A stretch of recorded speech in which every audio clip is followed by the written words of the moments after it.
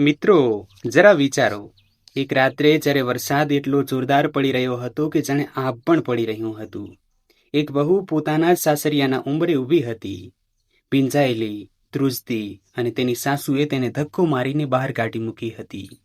તેની પાસે ન તો છત હતી, ન પૈસા કે ન કોઈ સહારાનો ઓથ. બસ એક તૂટેલું દિલ હતું અને આંખોમાં સુકાઈ ગયેલા આંસુ. પરંતુ મિત્રો, એ રાત પછી જે કંઈ પણ થયું તે કોઈએ સપનામાં પણ વિચાર્યું ન હતું. ન એ સાસુએ, ન એ પતિએ કે ન એ લોકોએ જે તે વહુ પર હસતા હતા. કારણ કે જેને તેઓ નબળી સમજી રહ્યા હતા તે અસલમાં એક તોફાન હતી જે અત્યાર સુધી સૂતેલી હતી. આ વાર્તા છે બે બહેનોની. એકની પાસે બધું જ હતું પણ શાંતિ ન હતી. બીજી પાસે કંઈ ન હતું પણ પ્રેમ હતો. આ વાર્તા છે અભિમાનના ભાંગવાની, કિસ્મત પલટવાની અને એક એવી વહુની જેણે પોતાના આંસુઓને જ પોતાની તાકાત બનાવી લીધા. મિત્રો, જો તમે આ વાર્તા પહેલી વાર જોઈ રહ્યા છો તો પ્લીઝ ચેનલને સબસ્ક્રાઇબ જરૂર કરજો અને બેલ આઇકન દબાવવાનું ભૂલતા નહીં, કારણ કે આવી દિલને સ્પર્શી જાય તેવી વાર્તાઓ તમને મળતી રહેશે. તો ચાલો મિત્રો, શરૂ કરીએ આ વાર્તા. એક એવી વાર્તા જે તમારા દિલને સ્પર્શી જશે. મિત્રો, આ વાર્તા છે ઉત્તર પ્રદેશના એક નાનકડા ગામ રામપુર ખુર્દની, જ્યાં પીપળાના જૂના ઝાડ નીચે એક કૂવો હતો અને એ જ કૂવા પાસેથી એક પગદંડી નીકળતું હતું, જે એક નાનકડા કાચા પાકા ઘર પાસે જઈને અટકતું હતું. આ ઘર હતું માસ્ટર હરિપ્રસાદ શર્માનું, ગામની પ્રાઇમરી સ્કૂલના સીધા સાદા માસ્ટર સાહેબ, જેમનો પગાર એટલો જ હતો કે બસ ઘરનો ચૂલો માંડ સળગી શકે. પરંતુ તેમની ઇજ્જત એટલી હતી કે આખું ગામ તેમને બાબુજી કહીને બોલાવતું હતું. માસ્ટર સાહેબના પત્ની સાવિત્રી ઘણા વર્ષો પહેલા જ ગુજરી ગયા હતા, જ્યારે તેમની મોટી દીકરી મીરા માત્ર 12 વર્ષની હતી અને નાની રૂપા 10 વર્ષની. તે દિવસથી જ મીરાએ માની જગ્યા લઈ લીધી હતી. નાની બહેનને નવડાવવી, જમાડવી, શાળાએ જવા તૈયાર કરવી, બાબુજી માટે ચા બનાવવી, બધું જ મીરા કરતી હતી. કોઈ પણ ફરિયાદ વગર, કોઈ પણ થાક વગર. મીરાનો ચહેરો બહુ સાધારણ હતો મિત્રો. ન કોઈ ચમક દમક કે ન કોઈ બનાવટ, પરંતુ તેની આંખોમાં એક એવી રોશની હતી જાણે અંધારાને ચીરીને નીકળતું સવારનું પહેલું કિરણ. તેના સ્મિતમાં એક એવી શાંતિ હતી જે થાકેલા મુસાફિરને પણ શીતળ છાંયડો આપી દે. અને નાની બહેન રૂપા તદ્દન અલગ હતી. જાણે એક જ ઝાડની બે ડાળીઓ હોય, એક પર ફૂલ અને બીજી પર કાંટા. રૂપાનો રંગ ગોરો હતો, ચહેરો ગોળ, આંખો મોટી મોટી અને વાળ લાંબા તેમજ વાંકડિયા હતા. જ્યારે તે ગામના રસ્તેથી ચાલતી ત્યારે બધા તેને વળી વળીને જોતા હતા અને રૂપાને આ રીતે લોકોનું જોવું ગમતું, ખૂબ ખૂબ ગમતું. બાળપણથી જ રૂપાને એક આદત હતી, દરેક વસ્તુમાં પોતાની બહેનથી આગળ રહેવાની. નવો ફ્રોક મીરાને મળે તો રૂપા રોઈ રોઈને એ જ ફ્રોક છીનવી લેતી. મીરા હસી પડતી અને કહેતી, લે બહેન, તું જ પહેરી લે, તારા પર વધારે સરસ લાગશે. બાબુજી ક્યારેક કહેતા, મીરા બેટા, તું દર વખતે પોતાનો હક કેમ છોડી દે છે? મીરા હંમેશા હસીને કહેતી, બાબુજી, નાની બહેન છે ને, અને મને તો એમ પણ આ બધી વસ્તુઓનો એટલો શોખ નથી. રૂપા ખુશ રહે છે તો મને ખુશી મળે છે. બાબુજીની આંખો ભરાઈ આવતી અને તે મનોમન વિચારતા, હે ભગવાન, મારી આ ભોળી દીકરીને દુનિયાની નજરથી બચાવીને રાખજે. આ દુનિયા એટલી સીધી નથી જેટલી મારી મીરા છે. સમય પોતાની ગતિએ ચાલતો રહ્યો. મિત્રો, બંને બહેનો હવે મોટી થઈ ગઈ હતી. મીરા 20 વર્ષની થઈ ગઈ અને રૂપા 18 વર્ષની. ગામની સ્ત્રીઓ અવારનવાર કૂવે પાણી ભરતી વખતે વાતો કરતી, અરે સાંભળ્યું કે માસ્ટર સાહેબની મોટી દીકરીને જોઈ છે? કેટલી સંસ્કારી છે, સાક્ષાત લક્ષ્મીનો અવતાર છે. જે ઘરમાં જશે ને એ ઘરના ભાગ્ય ખુલી જશે. હા બહેન, આજકાલ આવી છોકરીઓ ક્યાં મળે છે?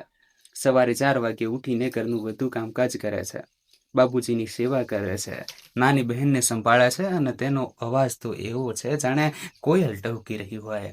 જ્યારે તે ભજન ગાય છે ત્યારે લાગે છે કે મંદિરમાં આરતીની ઘંટડીઓ વાગી રહી હોય. આ વાતો જ્યારે કૂવા પાસેથી પસાર થતી રૂપાના કાને પડતી ત્યારે તેના દિલમાં એક ઈર્ષ્યાની આગ સળગી ઉઠતી. શું છે એનામાં એવું? રૂપા પોતાના રૂપમાં આવીને અરીસા સામે ઊભી રહી જતી. હું આના કરતા વધુ સુંદર છું, વધુ હોશિયાર છું, છતાં પણ બધા આના જ વખાણ કેમ કરે છે? માત્ર એટલા માટે કે આ સીધી સાદી છે? માત્ર એટલા માટે કે આ મૂંગી ગાયની જેમ બધું સહન કરતી રહે છે? મીરાને ખબર હતી કે તેની નાની બહેનના મનમાં શું ચાલી રહ્યું છે.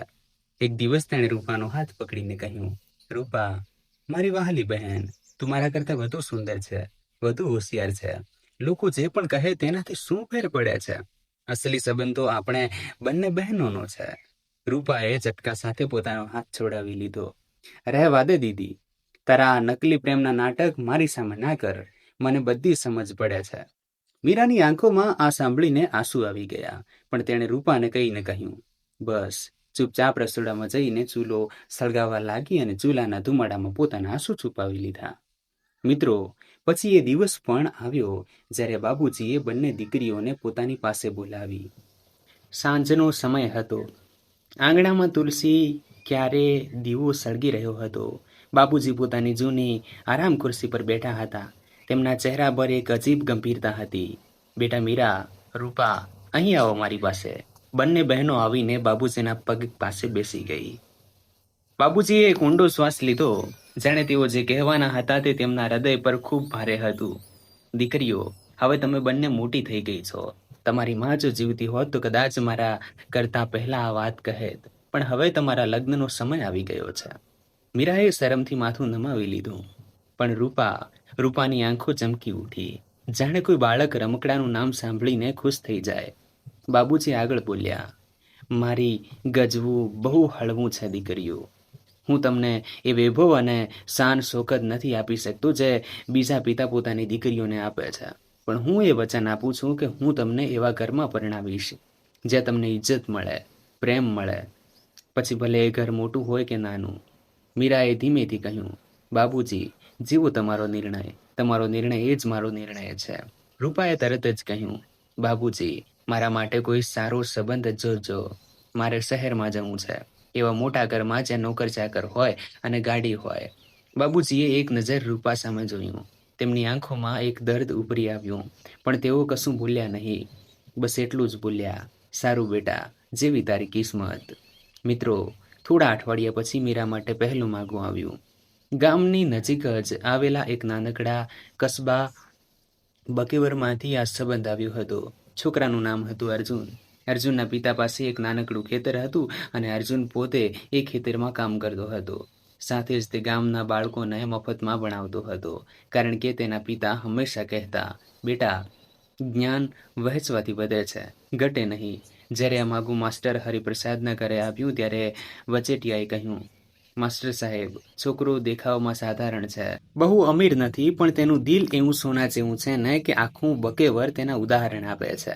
મા બાપનો એકનો એક દીકરો છે, ઘરડા મા બાપની સેવા કરે છે, તમારી દીકરી ત્યાં રાણી બનીને રહેશે. માસ્ટર સાહેબે મીરાને પોતાની પાસે બોલાવી. બેટા મીરા, સંબંધ આવ્યો છે. છોકરો ગરીબ છે, ખેતી કરે છે અને બાળકોને ભણાવે છે. શું તું ત્યાં ખુશ રહી શકીશ? મીરાએ ધીમેથી માથું હલાવ્યું. બાબુજી, ખુશી પૈસામાં નથી હોતી, સંબંધોમાં હોય છે. જો માણસ સારો હોય ને તો ઝૂંપડીમાં પણ મહેલ જેવું સુખ મળે છે. બાબુજીની આંખો ભરાઈ આવી. તેમણે મીરાના માથા પર હાથ મૂક્યો. મારી વહાલી દીકરી, ભગવાન કરે તારી દરેક ખુશી પૂરી થાય. જ્યારે રૂપાને આ વાતની ખબર પડી તો તે મોટેથી હસી પડી. હા હા હા, વાહ દીદી, અભિનંદન હો. તું એક ખેડૂતની વહુ બનીશ, ખેતરમાં હળ ચલાવીશ અને છાણ ઉપાડીશ. કેવી જિંદગી હશે તારી, મજા પડી જશે. મીરા કશું જ ન બોલી, બસ સહેજ સ્મિત આપીને પોતાના રૂમમાં ચાલી ગઈ. પછી થોડા દિવસો પછી રૂપા માટે માગું આવ્યું. મિત્રો, આ સંબંધ કાનપુર શહેરનો હતો. છોકરાનું નામ હતું વિકાસ. વિકાસના પિતા શેઠ ધર્મચંદનો શહેરમાં કાપડનો મોટો કારોબાર હતો. 2 મોટી દુકાનો હતી, આલિશાન કોઠી હતી, નોકર ચાકર અને ગાડીઓ હતી. જ્યારે વચેટિયાએ આ બધું જણાવ્યું ત્યારે રૂપાની આંખો ચમકી ઉઠી, જાણે કોઈ ભિખારીને અચાનક ખજાનો મળી ગયો હોય. બાબુજી, આ સંબંધ તો ભગવાને મારા માટે જ મોકલ્યો છે. મારે આવું જ જોઈતું હતું. તમે જલ્દીથી હા પાડી દો. બાબુજી થોડા વિચારમાં પડી ગયા. બેટા રૂપા, સંબંધ તો સારો છે, પણ આટલા મોટા ઘરમાં શું તું પોતાની જાતને સંભાળી શકીશ?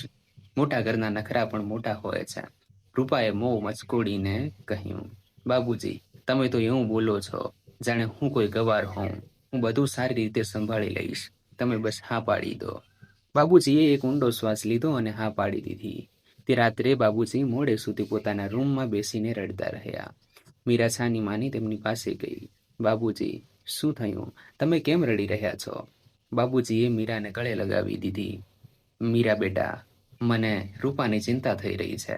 તે બહુ નાદાન છે, અભિમાની છે. મોટા ઘરની વહુ બનવું સહેલું નથી હોતું. મને ડર છે કે ક્યાંક મારી દીકરી દુઃખી ન થાય. મીરાએ બાબુજીને આંસુ લૂંછ્યા.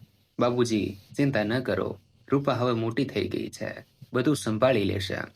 અને હું છું ને, જરૂર પડે હું તેની સાથે અડીખમ ઊભી રહીશ. બાબુજીએ મીરાના માથા પર હાથ મૂક્યો. બેટા, તું સાચે જ દેવી છે. ભગવાન તને હંમેશા ખુશ રાખે. મિત્રો, પછી એ દિવસ પણ આવ્યો જ્યારે બંને બહેનોના લગ્ન એક જ મંડપમાં થયા. મીરાનો શણગાર સાદો હતો, લાલ સાડી અને થોડા કરેણા, જે બાબુજીએ પોતાની જમા પૂંજીમાંથી બનાવડાવ્યા હતા. રૂપાનો શણગાર છોકરાવાળાઓએ પોતે મોકલ્યો હતો. ભારે લહેંગો, સોનાના દાગીના અને હીરાની વીંટી. વિદાય વખતે બંને બહેનો એકબીજાને ગળે વળગીને રડી પડી. મીરાએ રૂપાને કહ્યું, રૂપા, મારી બહેન, હંમેશા તારા સાસરિયાની ઇજ્જત કરજે અને ક્યારેય જરૂર પડે તો યાદ રાખજે. તારી મોટી બહેન હંમેશા તારી સાથે છે. રૂપાએ તે વખતે તો માથું હલાવી દીધું, પણ તેના મનમાં હતું કે મને વળી તારી શું જરૂર પડવાની, હું તો રાણી બનીને જઈશ. બાપુજીએ બંને દીકરીઓને વિદાય કરતી વખતે ખોળામાં ચોખા ભર્યા. બંને પાછળની તરફ ચોખા ફેંક્યા અને બે અલગ અલગ ગાડીઓમાં બેસી ગઈ. એક ગાડી એક નાનકડા કસ્બા તરફ જઈ રહી હતી અને બીજી ગાડી કાનપુર શહેર તરફ જઈ રહી હતી. પરંતુ મિત્રો, કોઈને ખબર ન હતી કે આ બંને ગાડીઓની મંજિલ કેટલી અલગ હશે અને કિસ્મત કેવા કેવા ખેલ ખેલશે. મીરા જ્યારે અર્જુનના ઘરે પહોંચી ત્યારે તેણે જોયું કે એક નાનકડું ઘર હતું, નળિયાવાળું છાપરું, આંગણામાં તુલસીનો ક્યારો, રસોડામાં માટીનો ચૂલો અને એક રૂમ જે તેના અને અર્જુન માટે શણગારવામાં આવ્યો હતો.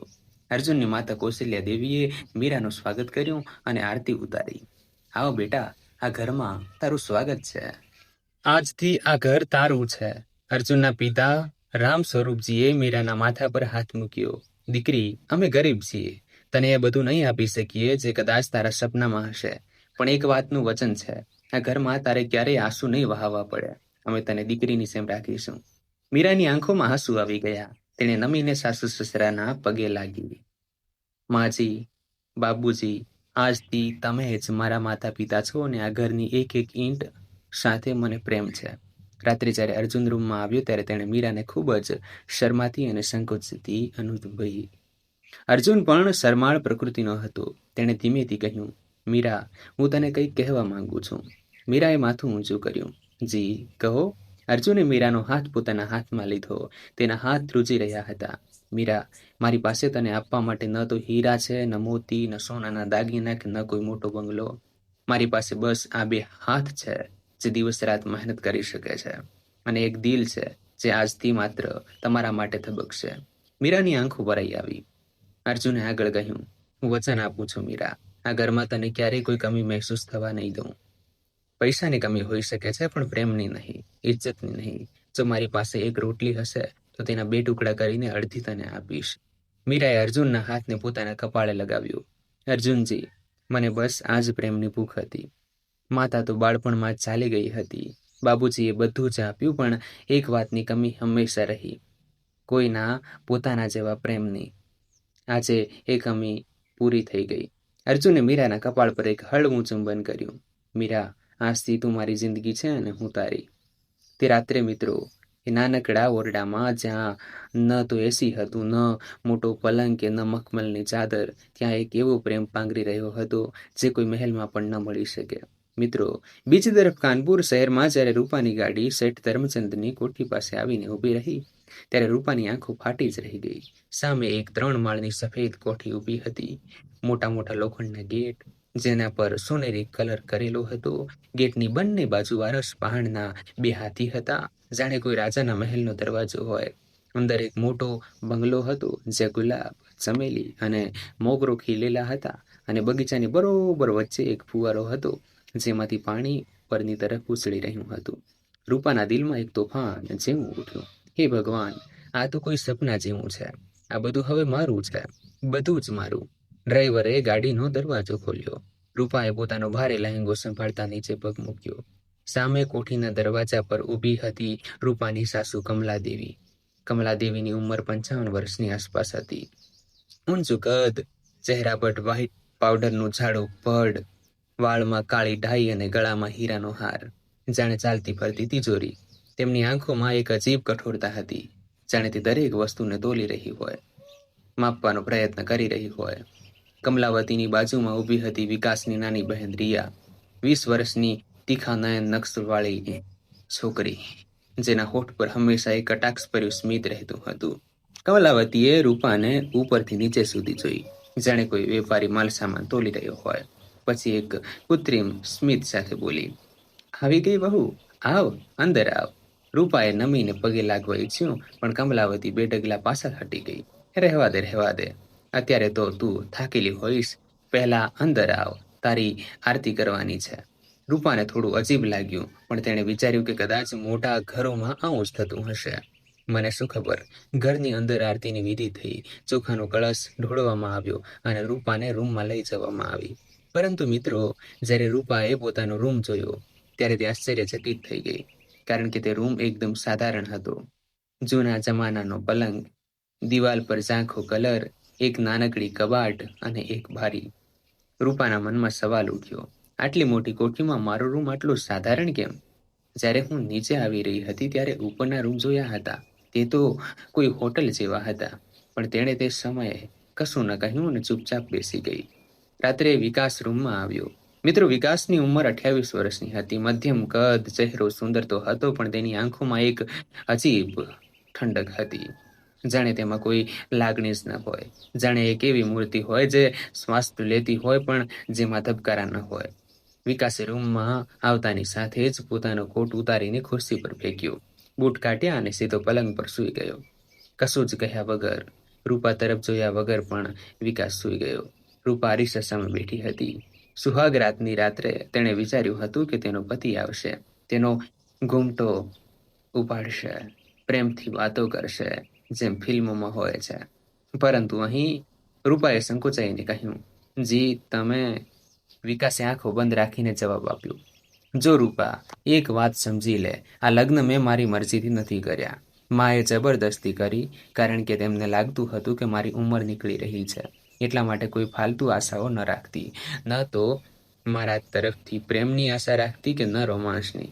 હું મારા બિઝનેસમાં મસ્ત છું, તું પણ તારામાં રહેજે, બસ. રૂપાને જાણે જોરદાર કરંટનો ઝટકો લાગ્યો. તેના પગ નીચેથી જમીન સરકી ગઈ. શું મતલબ છે તમારો? હું તો તમારી પત્ની છું. વિકાસે અકળાઈને પડખું ફેરવ્યું. હા, પત્ની છો, રહો પત્ની, મેં ના પાડી નથી. બસ વધારે સવાલો ન કર, મને ઊંઘ આવે છે. સવારે વહેલા દુકાને જવાનું છે. અને 2 જ મિનિટમાં વિકાસના નસકોરા શરૂ થઈ ગયા. તે ત્યાં જ અરીસા સામે બેસી રહી, તેના હાથ ધ્રુજી રહ્યા હતા, આંખોમાં આંસુ આવી ગયા હતા, પરંતુ તેણે પોતાના આંસુ લૂછી નાખ્યા. ના, હું નહીં રડું. કદાચ તેઓ થાકેલા હશે, કાલે બધું ઠીક થઈ જશે, ચોક્કસ ઠીક થઈ જશે.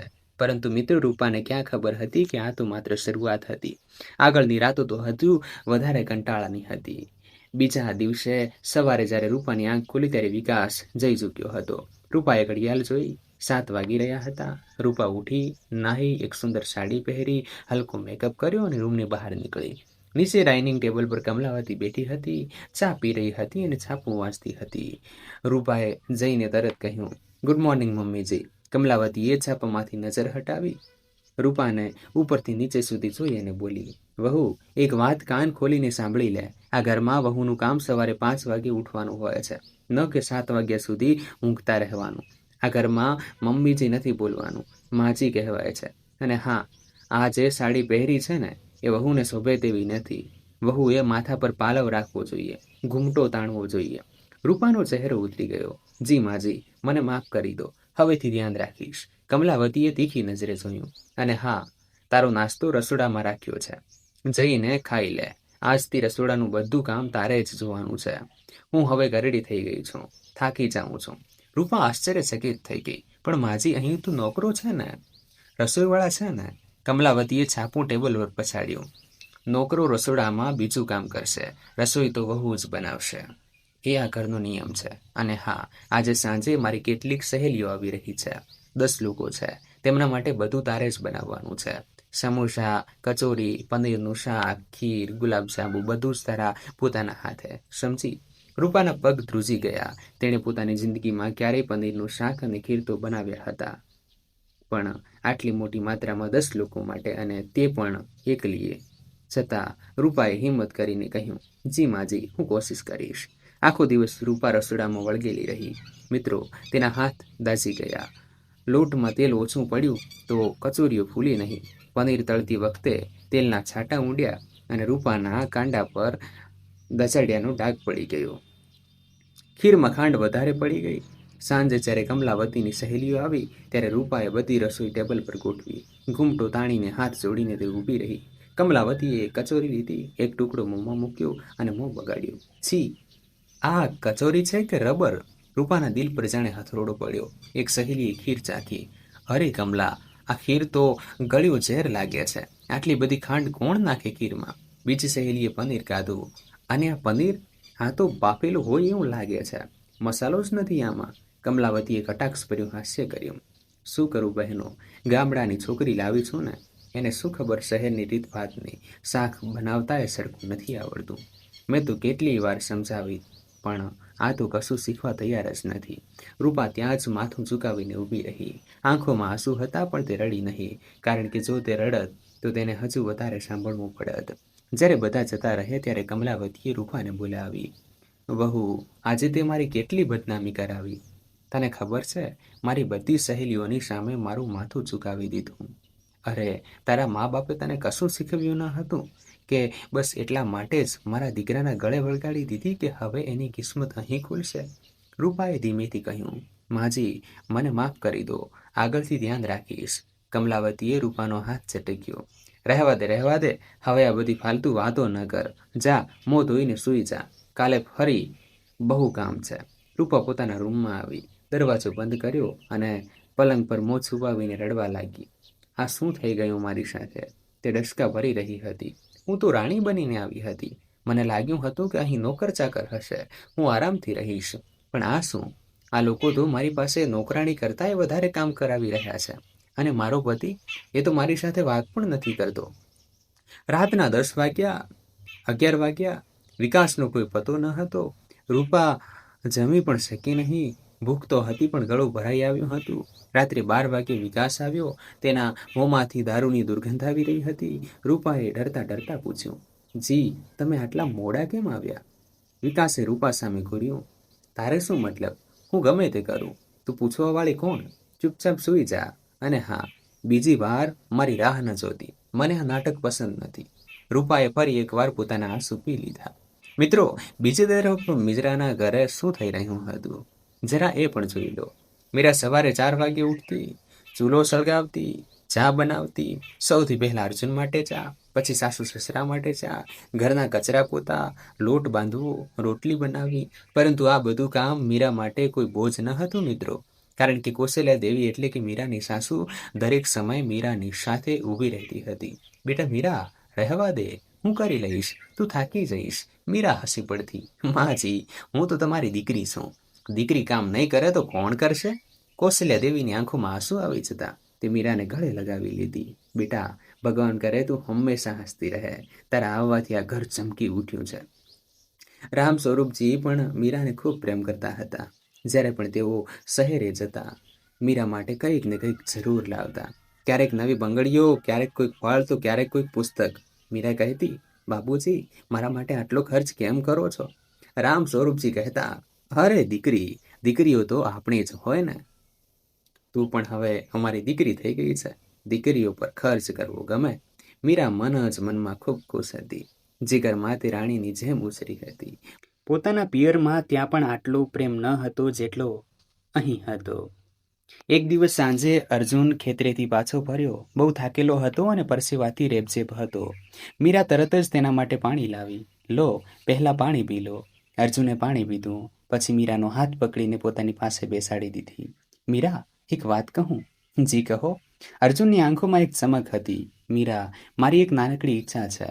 હું ઈચ્છું છું કે હું તને એક દિવસે બધું જ આપું જેની તું હકદાર છે. એક સારું ઘર, સારા કપડાં, ઘરેણાં, બધું જ. પણ એના માટે મારે ખૂબ મહેનત કરવી પડશે. શું તું મારો સાથ આપીશ? મીરાએ અર્જુનનો ચહેરો પોતાની હથેળીઓમાં લીધો. અર્જુનજી, મને ન તો સારા કપડાં જોઈએ છે, ન ઘરેણાં કે ન મોટું ઘર. મને બસ તમે જોયો છો. તમારો સાથ અને તમારો પ્રેમ. બાકી બધી વસ્તુઓ તો આવતી જતી રહે છે. અર્જુનની આંખો ભરાઈ આવી. તેણે મીરાને પોતાના છાતી સરસી ચાંપી દીધી. મીરા, તું સાચી જ દેવી છે. હું તને ક્યારેય નિરાશ નહીં કરું. આ મારું વચન છે. બીજા દિવસે અર્જુને પોતાના પિતા રામ સ્વરૂપજી સાથે વાત કરી. બાબુજી, હું કંઈક અલગ કરવા માંગુ છું. રામ સ્વરૂપજીએ પોતાના ચશ્મા સરખા કર્યા. શું બેટા? બાબુજી, ખેતરમાં જે પાક થાય છે તેને આપણે મંડીમાં બહુ ઓછા ભાવે વેચી દઈએ છીએ. વચેટિયાઓ બધો નફો લઈ જાય છે. હું વિચારી રહ્યો છું કે આપણે કેમ આપણું શાકભાજી જાતે જ શહેરના બજારમાં જઈને ન વેચીએ. આનાથી આપણને ઘણી વધારે કમાણી થશે. તેઓ વિચારમાં પડી ગયા. પણ બેટા, આમાં મહેનત પણ બહુ છે. રોજ શહેર જવું પડશે, લારી લગાવવી પડશે, અને જો શાકભાજી ન વેચાયું તો? અર્જુને હિંમત સાથે કહ્યું, બાબુજી, વેચાશે જ, ચોક્કસ. કારણ કે હું તાજું શાકભાજી લઈ જઈશ, જે આજે જ તોડ્યું હોય, અને હું તેને ઓછા ભાવે વેચીશ, જેથી લોકો રોજ મારી પાસે આવે. ધીમે ધીમે ગ્રાહકો વધશે. રામ સ્વરૂપજી થોડીવાર વિચારતા રહ્યા. પછી બોલ્યા, સારું બેટા, જેવું તને ઠીક લાગે. ભગવાનનું નામ લઈને શરૂઆત કર. બીજા જ દિવસથી અર્જુનનો નવો ક્રમ શરૂ થઈ ગયો. મિત્રો, સવારે 3 વાગ્યે અર્જુન ઉઠી જતો, ખેતરે જતો, તાજા શાકભાજી તોડતો, બળદગાડામાં લાદતો અને શહેર તરફ નીકળી જતો. મીરા પણ તેની સાથે જ ઉઠી જતી. અર્જુન માટે ચા બનાવતી, રોટલીઓ બનાવીને પોટલીમાં બાંધતી અને તેને દરવાજા સુધી વળાવવા આવતી. અર્જુનજી, ધ્યાનથી જજો, રસ્તામાં સંભાળજો અને દિવસમાં કંઈક ને કંઈક ચોક્કસ ખાઈ લેજો. ભૂખ્યા ન રહેતા. અર્જુન હસતો, મીરા, તું તો સાવ મારી માની જેમ વાતો કરે છે. કારણ કે હું તમારી પત્ની છું અને પત્નીનો ધર્મ છે પત્નીની પતિની ચિંતા કરવી. અર્જુનનું દિલ ભરાઈ આવતું. તે મીરાનો હાથ ચૂમી લેતો અને નીકળી પડતો. શરૂઆતમાં તો બહુ મુશ્કેલી પડી મિત્રો. પહેલા અઠવાડિયામાં અર્જુનનું અડધું શાકભાજી ન વેચાયું અને ઘરે પાછું લાવવું પડ્યું. રામ સ્વરૂપજીનો ચહેરો ઉતરી ગયો હતો. પણ મીરાએ અર્જુનનો હાથ પકડીને કહ્યું, અર્જુનજી, હિંમત ન હારો. નવી દુકાન ચાલવામાં સમય લાગે છે. લોકોને તમારા પર ભરોસો કરતા વાર લાગશે. બસ તમે પોતાની જગ્યાએ અડગ રહો. એક દિવસ બધું બદલાઈ જશે. અર્જુને મીરાની વાત માની.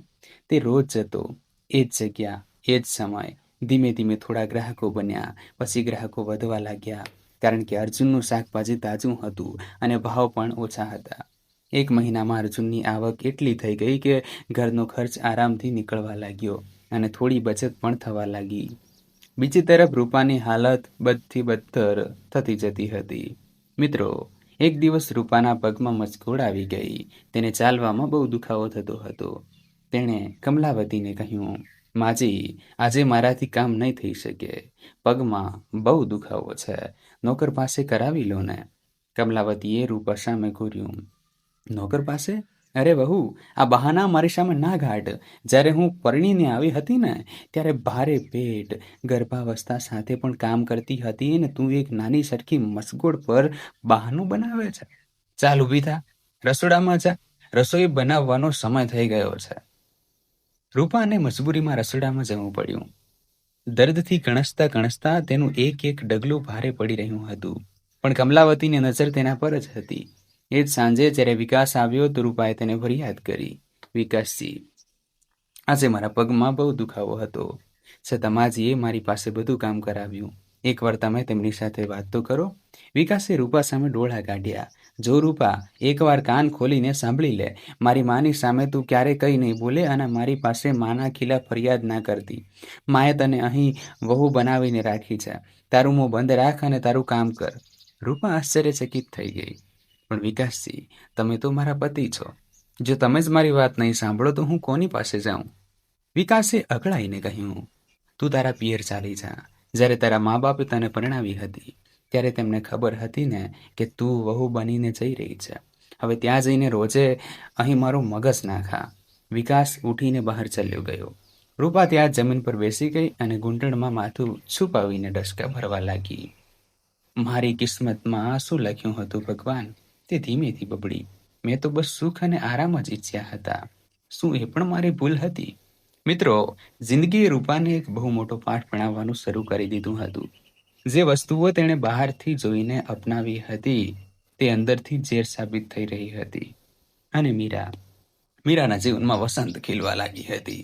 એક દિવસ સાંજે અર્જુન ઘરે પાછો ફર્યો તો તેના હાથમાં એક નાનકડી પોટલી હતી. તેણે મીરાને સાથ દીધો. મીરા, જરા બહાર આવતો. મીરા બહાર આવી. શું થયું? અર્જુને એ પોટલી મીરાના હાથમાં મૂકી દીધી. ખોલીને જો. મીરાએ પોટલી ખોલી. અંદર એક સુંદર લીલા રંગની બનારસી સાડી હતી, જેના પર સોનેરી જરીકામ હતું. મીરાની આંખો ભરાઈ આવી. અર્જુનજી, આ શું છે? તમે આટલો ખર્ચ કેમ કર્યો? અર્જુને મીરાના માથા પર હાથ મૂક્યો. મીરા, આ તારો પહેલો પગાર છે. અસલમાં મારા પહેલા મહિનાની બચત છે. મેં વિચાર્યું હતું કે સૌથી પહેલા આ પૈસા તને આપીશ અને તારા માટે કંઈક ખરીદીશ. આજથી 3 મહિના પહેલા આપણે બંને ખાલી હાથ હતા. આજે તારા કપાળના પરસેવા અને હિંમતે આ દિવસ દેખાડ્યો છે. મીરા રડવા લાગી. અર્જુનજી, તમે પાગલ છો. મેં શું કર્યું છે? આ બધું તમારી મહેનતનું પરિણામ છે. અર્જુને મીરાનો હાથ પકડ્યો. ના મીરા, મારી મહેનત ત્યારે જ સાર્થક થાય જ્યારે હું એકલો હોઉં. પણ તું મારી સાથે અડીખમ ઊભી છે, એટલે આ જીત આપણા બંનેની છે. તે રાત્રે મીરાએ એ સાડી પહેરી, કપાળમાં ચાંદલો કર્યો અને જ્યારે તે આંગણામાં આવી તો કૌશલ્યા દેવી અને રામ સ્વરૂપજી તેને જોતા જ રહી ગયા.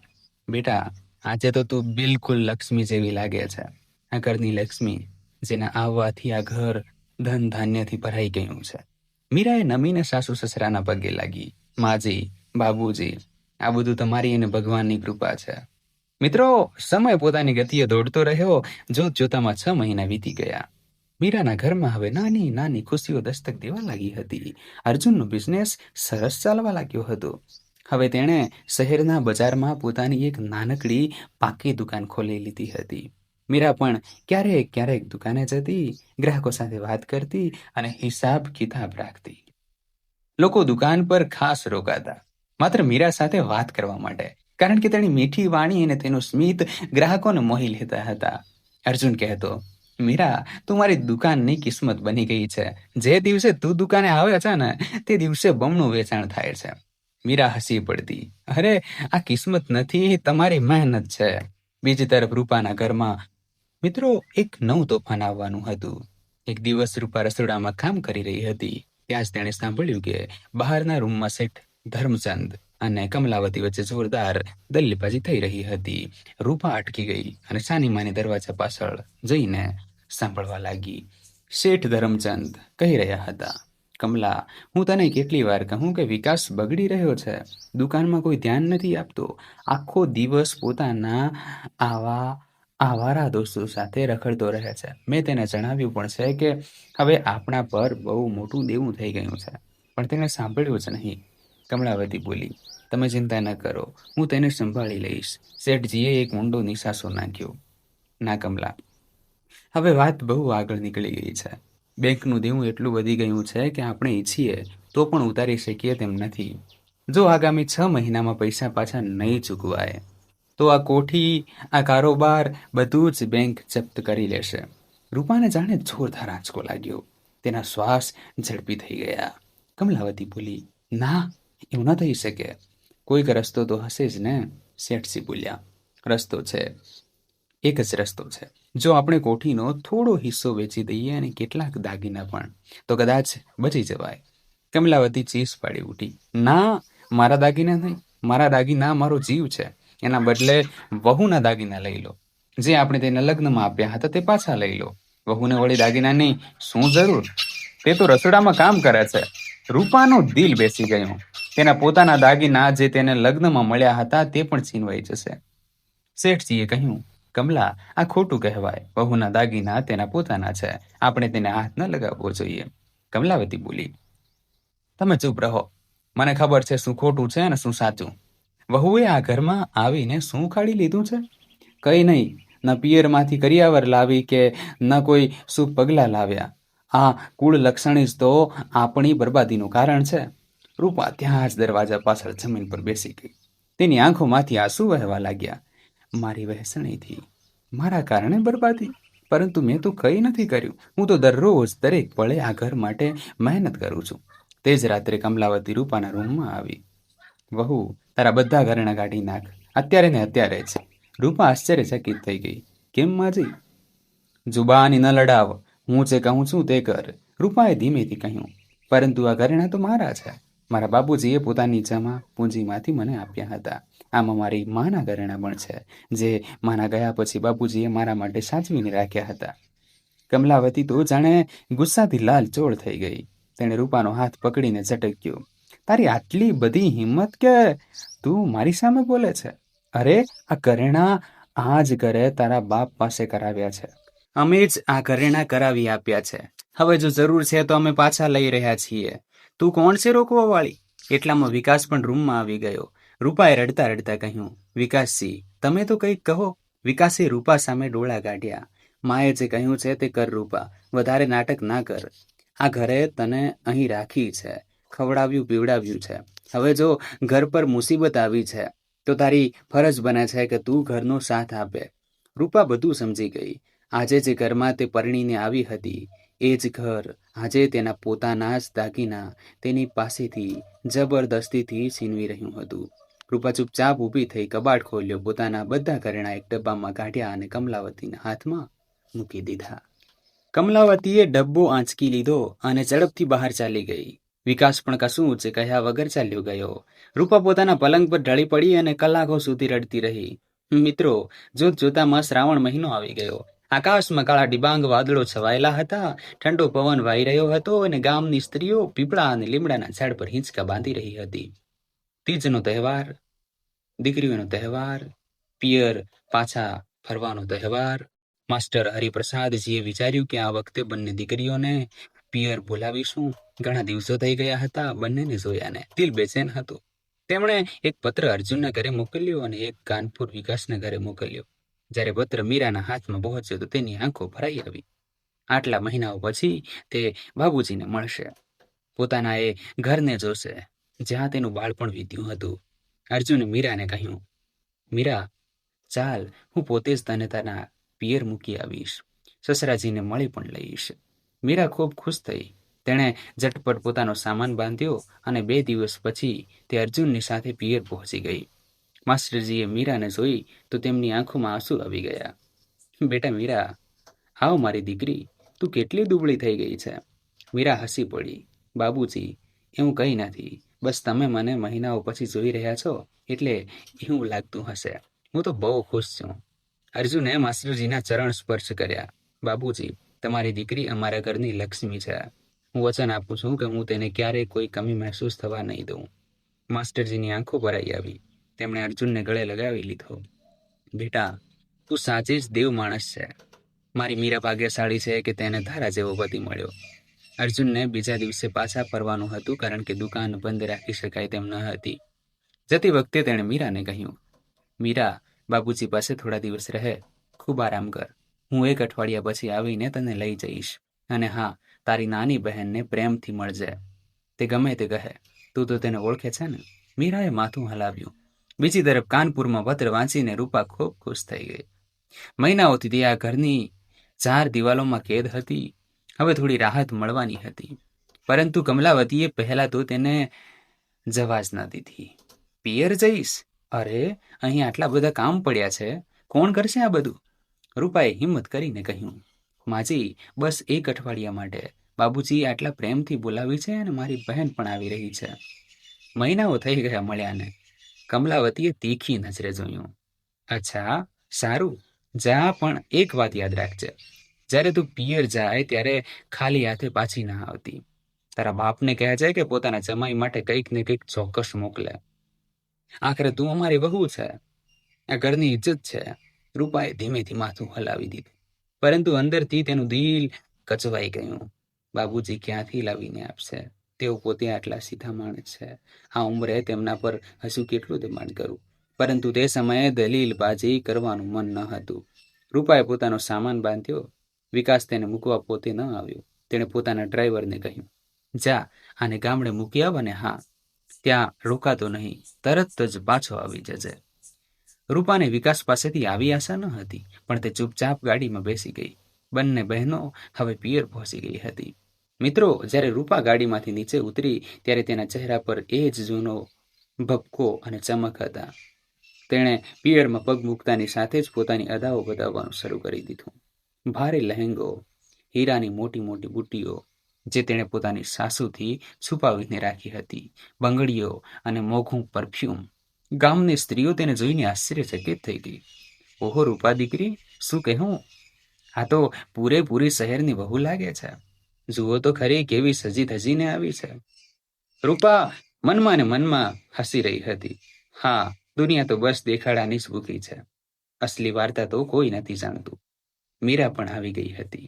એક સાધારણ સુતરાઉ સાડી, 2 બંગડીઓ, કપાળમાં ચાંદલો અને ચહેરા પર એક શાંતિભર્યું સ્મિત. જ્યારે બંને બહેનો આંગણામાં મળી તો મીરાએ રૂપાને ગળે લગાવી લીધી. રૂપા, મારી નાની બહેન, કેમ છે તું? કેટલા દિવસ થઈ ગયા તને જોયાને. રૂપાએ મીરાનું આ રીતે ગળે મળવું ઠંડા મનથી સહન કર્યું. પછી અલગ થઈને બોલી, હું તો બહુ મજામાં છું દીદી. તું કહે, તારા શું સમાચાર છે? સાંભળ્યું છે કે ખેતરોમાં બહુ મહેનત કરવી પડે છે. તારા હાથ તો જો કેટલા કઠણ થઈ ગયા છે. અરે રામ, આ હાથ પર તો મહેંદી પણ નહીં ચોટતી હોય. કેટલી કડક ચામડી થઈ ગઈ છે. મીરા હસી પડી. હા રૂપા, મહેનત તો કરવી પડે છે, પણ મને ગમે છે. મહેનત કરવામાં જે મજા છે ને બહેન, એ બીજી કોઈ વસ્તુમાં નથી. રૂપાએ મોં બગાડ્યું. હા હા, આ તો એના જેવી વાત થઈ કે દ્રાક્ષ ખાટી છે કારણ કે મળતી નથી. તારી પાસે એસો આરામ નથી એટલે તું મહેનતના વખાણ કરે છે. જ્યારે સુખ સાહેબી હોય ને ત્યારે ખબર પડે. મીરાએ રૂપાના ગાલ પર હળવેથી હાથ મૂક્યો. રૂપા બહેન, ખુશી પૈસામાં નથી હોતી, સંબંધોમાં હોય છે. ભલે તારી પાસે ગમે તેટલું હોય, પણ જો પોતાના લોકો પ્રેમથી ન રાખે ને તો એ બધું જ નકામું છે. રૂપાને મીરાની વાત તીરની જેમ ખૂંચી, કારણ કે તે જાણતી હતી કે તેના પોતાના ઘરમાં તેના પોતાના જ પતિની નજરમાં તેની શું કિંમત છે. પરંતુ રૂપાએ પોતાની નબળાઈ છુપાવવા માટે હજુ વધારે જોરદાર વળતો પ્રહાર કર્યો. દીદી, તારા પતિ આજકાલ શું કરે છે? શાકભાજી વેચે છે? હા હા. અરે રામ, મારા વિકાસજી તો મોટા મોટા વેપારીઓ સાથે બેસે છે. બીજા શહેરો સુધી તેમનું નામ છે. અને તું એક શાકભાજી વાળાની પત્ની છે. આ પણ કઈ જિંદગી છે તારી? બાબુજીએ જ્યારે આ સાંભળ્યું તો તેમનો ચહેરો ઉતરી ગયો. તેમણે રૂપાને ઠપકો આપ્યો. રૂપા, આ તું કેવી વાતો કરી રહી છે? મીરા તારી મોટી બહેન છે. અર્જુન તારો બહેનોઈ છે. કોઈની સાથે આ રીતે વાત કરાય? રૂપાએ મોં મસ્કોડીને કહ્યું, બાબુજી, હું તો સાચું જ કહી રહી છું. જો સાચું કડવું લાગતું હોય તો એમાં મારો શું વાંક? મીરાએ બાબુજીને રોક્યા. બાબુજી, તમે ચિંતા ન કરો. રૂપા હજુ નાની છે, ધીમે ધીમે સમજી જશે, રહેવા દો. પરંતુ મીરાના દિલ પર એક ઊંડો ઘા વાગી ચૂક્યો હતો. રાત્રે જ્યારે તે પોતાના જૂના રૂમમાં આવી સૂવા માટે તો તેની આંખોમાંથી છાનામાના આંસુ વહેવા લાગ્યા. રૂપા, મારી બહેન, મેં તારું ક્યારે ખરાબ નથી ઈચ્છ્યું, તો પછી તું મને આટલી નફરત કેમ કરે છે? તને કેમ લાગે છે કે હું તારી વિરુદ્ધ છું?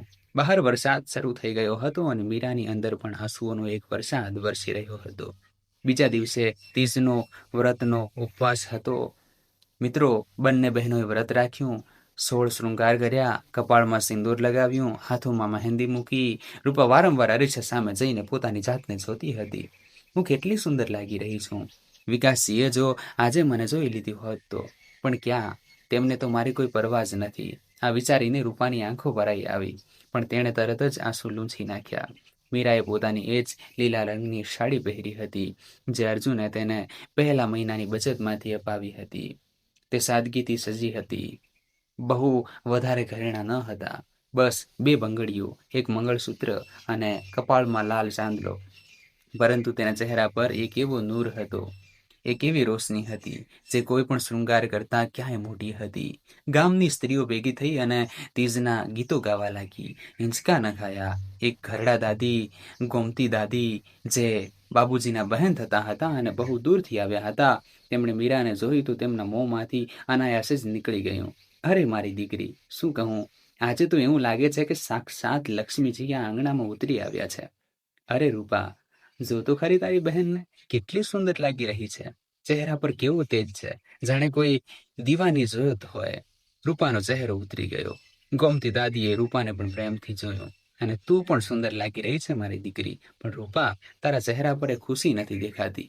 શું વાત છે? તારા સાસરામાં બધું ઠીક છે ને બેટા?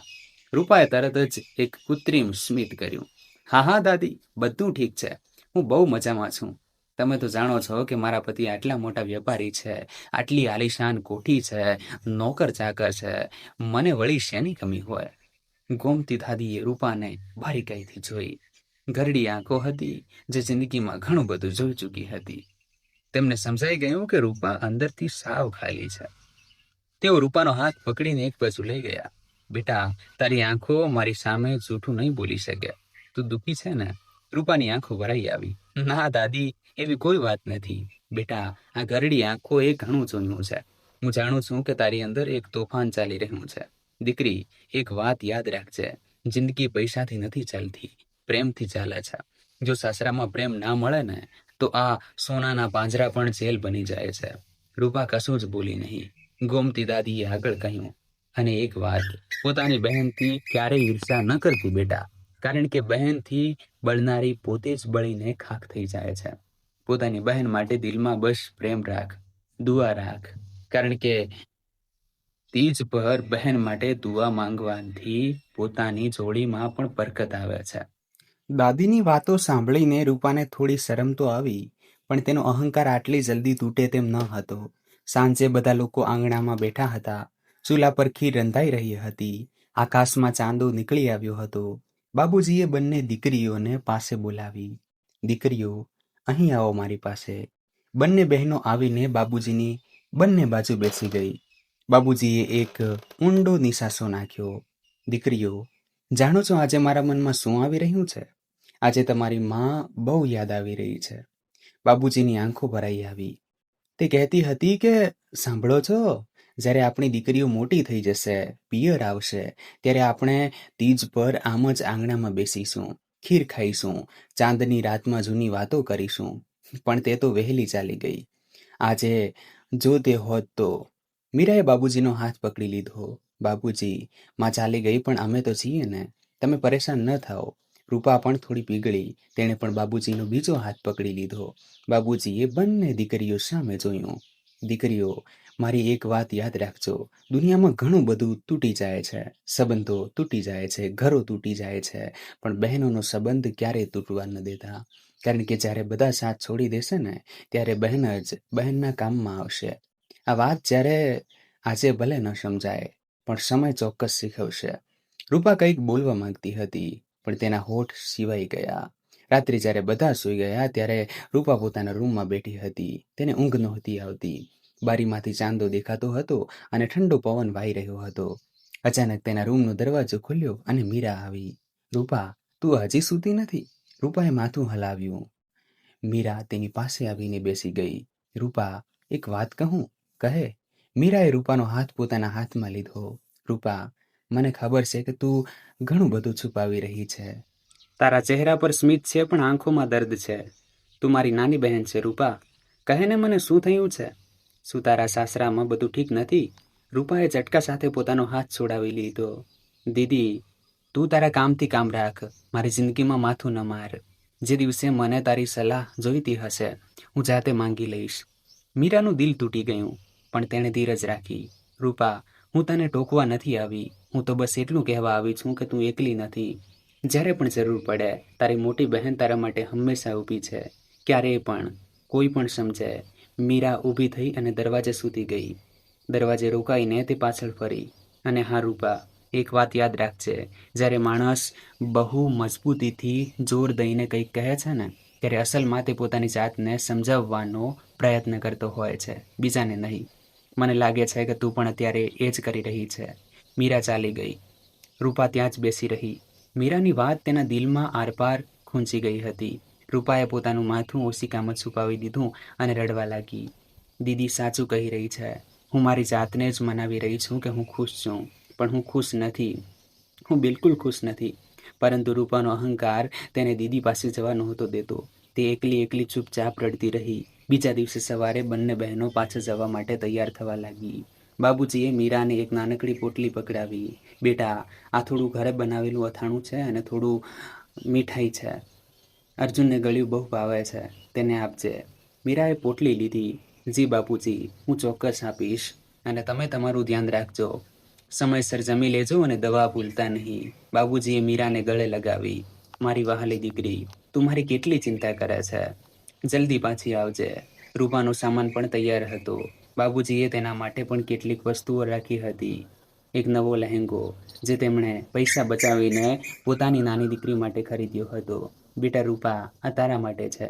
જા, તારા સસરામાં ખુશ રહેજે. રૂપાએ લહેંગો જોયો અને મોં બગાડ્યું.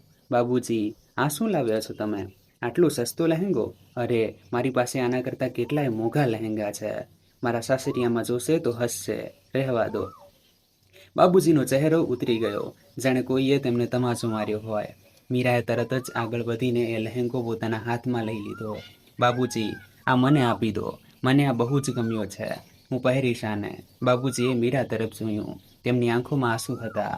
મીરાએ પોતાની બહેનની ગેરવર્તણૂક છુપાવવા માટે પોતે એ લહેંગો અપનાવી લીધો હતો. રૂપાને પોતાની ભૂલનો અહેસાસ ન થયો. તે બેપરવાહ થઈને પોતાનો સામાન ગાડીમાં રખાવી રહી હતી.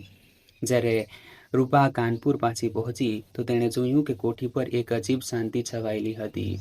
ઘરની બહાર એક કાળી ગાડી ઊભી હતી, જેને રૂપા ઓળખતી ન હતી. રૂપા અંદર ગઈ અને જે તેણે જોયું તેણે તેની આત્મા ધ્રુજાવી દીધી. ડ્રોઈંગ રૂમમાં શેઠ ધરમચંદ, કમલાવતી અને વિકાસ એક બાજુ બેઠા હતા. તેમના ચહેરા ઉતરેલા હતા અને સામે બે માણસો બેઠા હતા, જેમના હાથમાં કેટલાક કાગળો હતા. રૂપાને જોઈને કમલાવતીએ અકળાઈને કહ્યું, આવી ગઈ તું? હવે તો અમારો જીવ અદ્ધર થઈ ગયો છે. જા તું અંદર. અહીં શું કરી રહી છે? રૂપા સંકોચ સાથે અંદરના રૂમમાં ચાલી ગઈ, પણ વાતો તેના કાને પડી રહી હતી. શેઠજી, તમે 3 મહિનાનો સમય માંગ્યો હતો. હવે એ પણ પૂરો થઈ ગયો છે. આવતા અઠવાડિયા સુધીમાં જો આપનું દેવું નહીં ચૂકવાય તો અમે મજબૂર થઈ જઈશું. તમારી કોઠી સીલ કરી દેવામાં આવશે અને તમારી દુકાનો જપ્ત થઈ જશે. શેઠજીનો અવાજ ધ્રુજી રહ્યો હતો. સાહેબ, થોડો વધારે સમય આપી દો. હું કંઈક બંદોબસ્ત કરું છું. માફ કરજો શેઠજી, હવે વધારે સમય નહીં મળે. આવતા અઠવાડિયે અમે પાછા આવી રહ્યા છીએ. જો પૈસા તૈયાર નહીં હોય તો તમારું બધું જ બેંકનું થઈ જશે.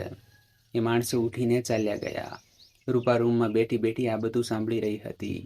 તેના હાથ ધ્રુજી રહ્યા હતા. હવે શું થશે? રાત્રે રૂપાએ વિકાસને પૂછ્યું, વિકાસજી, આ શું થઈ રહ્યું છે? એ લોકો કોણ હતા?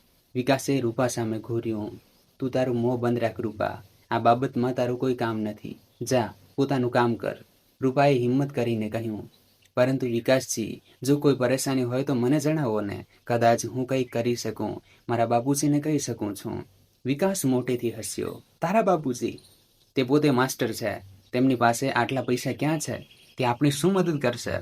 તું બસ તારી હદમાં રહે રૂપા. માની એક પણ વાતની વિરુદ્ધ કશું ના બોલતી. જા, સૂઈ જા. રૂપા પોતાના રૂમમાં ચાલી ગઈ. આજે પહેલીવાર તેને અહેસાસ થયો કે આ ઘરમાં તેની પોતાની શું ઓકાત છે. ન તો કોઈ તેની સલાહ લઈ રહ્યું હતું, ન કોઈ જવાબ આપી રહ્યું હતું. 2 અઠવાડિયા વીતી ગયા. એક રાત્રે રૂપા સૂતી હતી. અચાનક તેના રૂમનો દરવાજો જોરથી ખુલ્યો. કમલાવતી અંદર આવી. તેના ચહેરા પર એક ભયાનક ગુસ્સો હતો. ઊભી થા કાળમુખી, ઊભી થા અત્યારે જ. બહુ મોટા મોજ મજા કરી લીધા તે ઘરમાં. હવે હિસાબનો સમય આવી ગયો છે. રૂપા અચંબિત થઈને બેઠી થઈ ગઈ. શું થયું માજી? શું થયું માજી? કમલાવતીએ ઝડપથી કહ્યું. તે જ તો અમારા ઘરનું સત્યનાશ વાળી દીધું. જ્યારેથી તું આ ઘરમાં આવી છે ને, એક એક કરીને બધું બરબાદ થતું ગયું. આજે બેંકવાળા આપણા ઘર પર તાળું મારી ગયા. આપણી દુકાનો છીનવી લીધી. આપણી કોઠી હવે આપણી નથી રહી. બધું જ ચાલ્યું ગયું, બધું જ. કમલાવતી ચીસો પાડી પાડીને રડવા લાગી. રૂપા હેરાન રહી ગઈ. પરંતુ માજી, એમાં મારો શું વાંક? મેં તો કંઈ નથી કર્યું. કમલાવતીએ રૂપાનો હાથ જોરથી પકડ્યો. તે જ બધું કર્યું છે. તારા પગ જ કુળલક્ષણી છે. તારા આવતાની સાથે જ આ ઘરનું અમારું બધું ચાલ્યું ગયું. હવે તું 1 મિનિટ પણ આ ઘરમાં નહીં રહે. નીકળી જા અહીંથી. અત્યારે જ નીકળી જા. રૂપાના પગ નીચેથી જમીન સરકી ગઈ. માજી, આ શું કહી રહ્યા છો તમે? ક્યાં જાઉં હું આ સમયે? જહન્નુમમાં જા. જ્યાં તારું મન ભાવે ત્યાં જા, પણ એક પળ માટે પણ આ ઘરમાં હવે તારી જગ્યા નથી. ચાલ, ઊભી થા. તારો સામાન બાંધ. રૂપાએ રડતા રડતા કહ્યું. વિકાસજી ક્યાં છે? તેમની સાથે વાત કરો. તે તો મારા પતિ છે. કમલાવતી જોરથી હસી પડી. વિકાસ તો ક્યારનો પોતાની એક જૂની પ્રેમિકા પાસે ભાગી ગયો છે. તેની અસલી પત્ની તો એ જ છે. તું તો બસ મારી જીદ હતી એટલે મેં જબરદસ્તીથી લગ્ન કરાવી દીધા હતા. હવે જા, નીકળ અહીંથી. રૂપાને જાણે લાખ વોલ્ટનો કરંટ લાગ્યો હોય. વિકાસ, જેને તે પતિ માનતી હતી, જેના માટે તે દર રાત્રે રાહ જોતી હતી, જેના માટે તેણે તીજનું વ્રત રાખ્યો હતો, તે કોઈ બીજાનો હતો. રૂપા ત્યાં જ જમીન પર બેસી ગઈ. તેના આંસુ વહેતા બંધ થઈ ગયા, જાણે શરીરમાંથી પાણી જ ખતમ થઈ ગયું હોય. કમલાવતીએ રૂપાને બહાર કાઢવા માટે ધક્કો માર્યો. ઊભી થા અહીંથી, ચાલ ઊભી થા.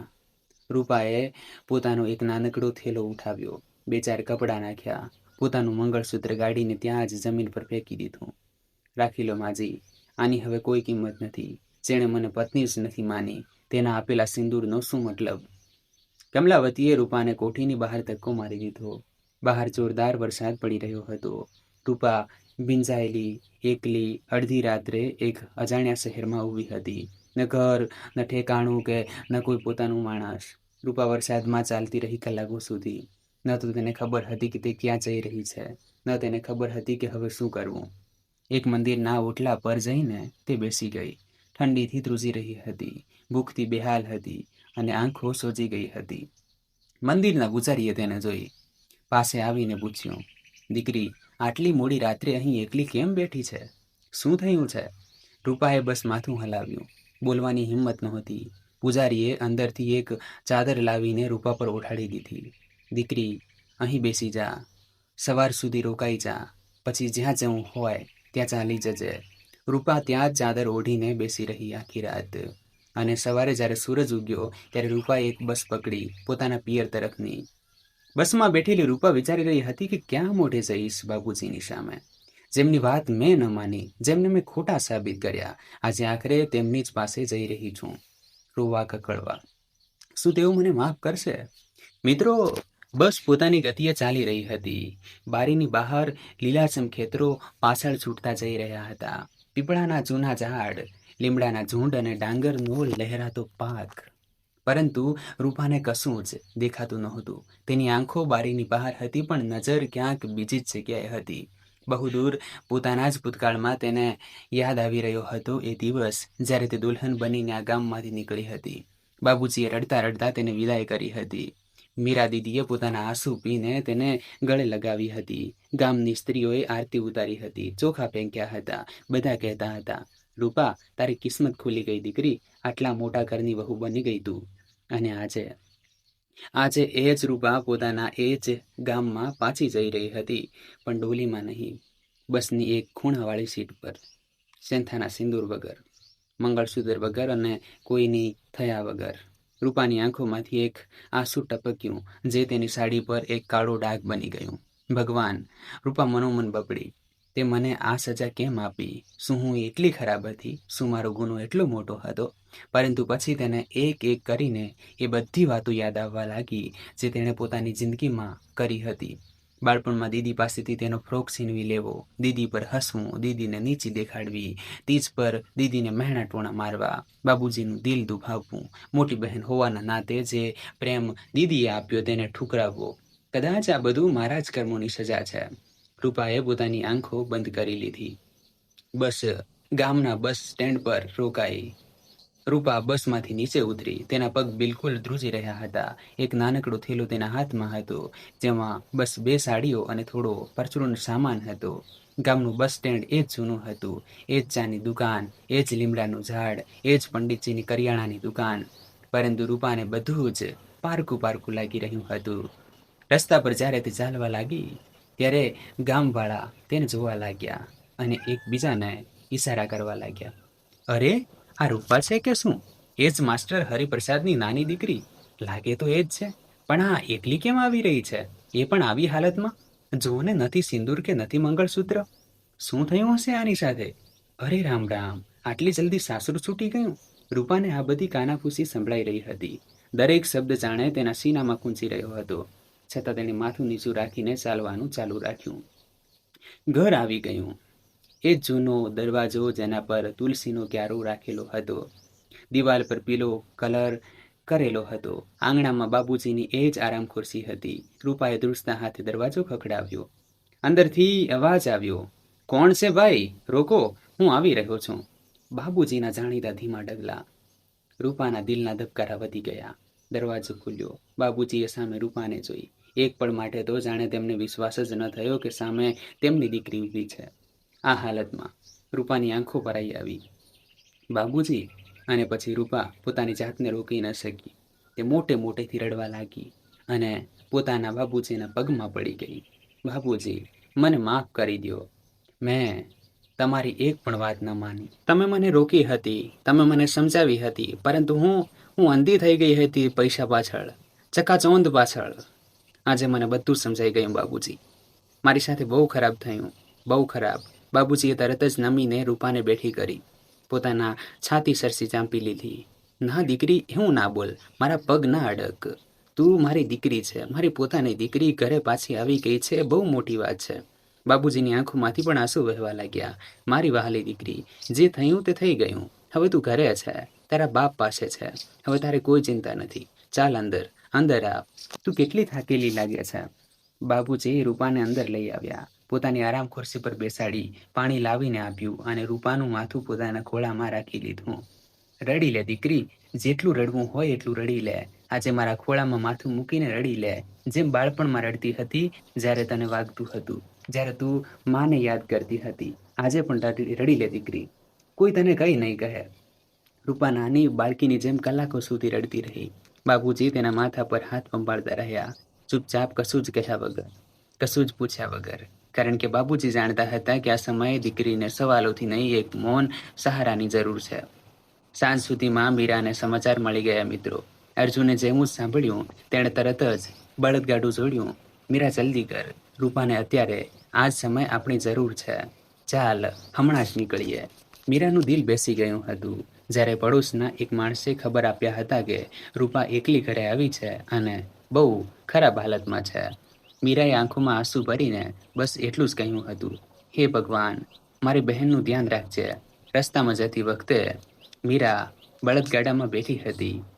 તેના હાથ ધ્રુજી રહ્યા હતા અને આંખોમાંથી સતત આંસુ વહી રહ્યા હતા.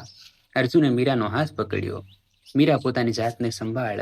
જ્યારે આપણે ત્યાં પહોંચીશું ત્યારે રૂપાને તારી મજબૂતીની જરૂર હશે. તું નબળી પડીશ તો તે વધુ નબળી પડી જશે. મીરાએ પોતાના આંસુ લૂંછ્યા. હા અર્જુનજી, તમે સાચું કહી રહ્યા છો. મારી બહેનને મારી જરૂર છે. હું રડીશ નહીં, હું તેની તાકાત બનીશ. જ્યારે બળદગાડું પિયરના દરવાજે આવીને અટક્યું, મીરા દોડીને અંદર ગઈ. રૂપા બાબુજીની ખુરશીની સામે જમીન પર બેઠી હતી, ઘૂંટણમાં મોં છુપાવીને. મીરાએ રૂપાને જોઈ અને તેના મોંમાંથી એક ચીસ નીકળી ગઈ. રૂપાએ માથું ઊંચું કર્યું. બંને બહેનો થોડીવાર એકબીજાને જોતી રહી, કંઈ પણ બોલ્યા વગર. અને પછી રૂપા ઉઠીને દોડી અને મીરાના ગળે વળગી પડી. દીદી, મને માફ કરી દો ને. મેં તારી સાથે બહુ ખરાબ કર્યું છે દીદી. મેં તારું દરેક પળે અપમાન કર્યું, તારી ખુશીઓ પર હસી, તારી મહેનતની મજાક ઉડાવી. દીદી, હું બહુ ખરાબ બહેન છું, બહુ ખરાબ. મીરાએ રૂપાને પોતાની છાતી સરસી ચાંપી લીધી, પોતાની નાની બહેનને. રૂપાના માથા પર હાથ ફેરવતા તે બોલી, ચૂપ કર પાગલ, ચૂપ કર. તું મારી નાની બહેન છે રૂપા. જિંદગી પર તું મારી નાની બહેન જ રહેશે. જ્યારે તું જન્મી હતી ને, ત્યારે માએ તને મારી ગોદમાં આપી હતી અને કહ્યું હતું કે બેટા, આ તારી નાની બહેન છે, આની દેખભાળ રાખવાની તારી જવાબદારી છે. હું માને આપેલું વચન કેવી રીતે તોડી શકું? રૂપા, ભલે તું ગમે તે કરી લે, તું મારી બહેન છે અને હું તારી દીદી છું. જિંદગીના છેલ્લા શ્વાસ સુધી રૂપા ડુસકા ભરવા લાગી. અર્જુને પણ અંદર આવીને બધું જોયું. તેની આંખો પણ ભરાઈ આવી. તેણે નમીને રૂપાના માથા પર હાથ ફેરવ્યો. રૂપા બહેન, રડીશ નહીં. હવે અમે બધા છીએ ને તારી સાથે. જે થયું તે થઈ ગયું. હવે તું એકલી નથી. આ તારું ઘર છે અને અમે તારા પોતાના છીએ. રૂપાએ અર્જુનને પણ જોયો. તેના મોંમાંથી બસ એટલું જ નીકળ્યું, જીજાજી, તમે કેટલા સારા છો. મેં જે તમારા માટે કહ્યું હતું, જે મજાક ઉડાવી હતી, મને માફ કરી દો. અર્જુન હસ્યો. અરે પાગલ, બહેન ક્યારેય જીજાજી પાસે માફી માંગે? ચાલ, હવે રડવાનું બંધ કર. દીદીની હાલત જો, તે તારા માટે રડી રહી છે. રાત્રે બધા લોકો જમવા બેઠા, પણ કોઈનાથી કંઈ ખવાયું નહીં. બાબુજીએ રૂપાને ધીરેથી પૂછ્યું, બેટા, આખરે શું થયું હતું? તું મને પૂરી વાત જણાવ. રૂપાએ ધ્રુજતા અવાજે બધું જ કહી સંભળાવ્યું, એક વાત. વિકાસનું તેને રાતભર ન મળવું, માજીના મેણા, તેના હાથમાંથી દાગીના સુધી કાઢી લેવા, કારોબારનું ડૂબવું, લેણાદારોનું આવવું અને પછી એ છેલ્લી રાત.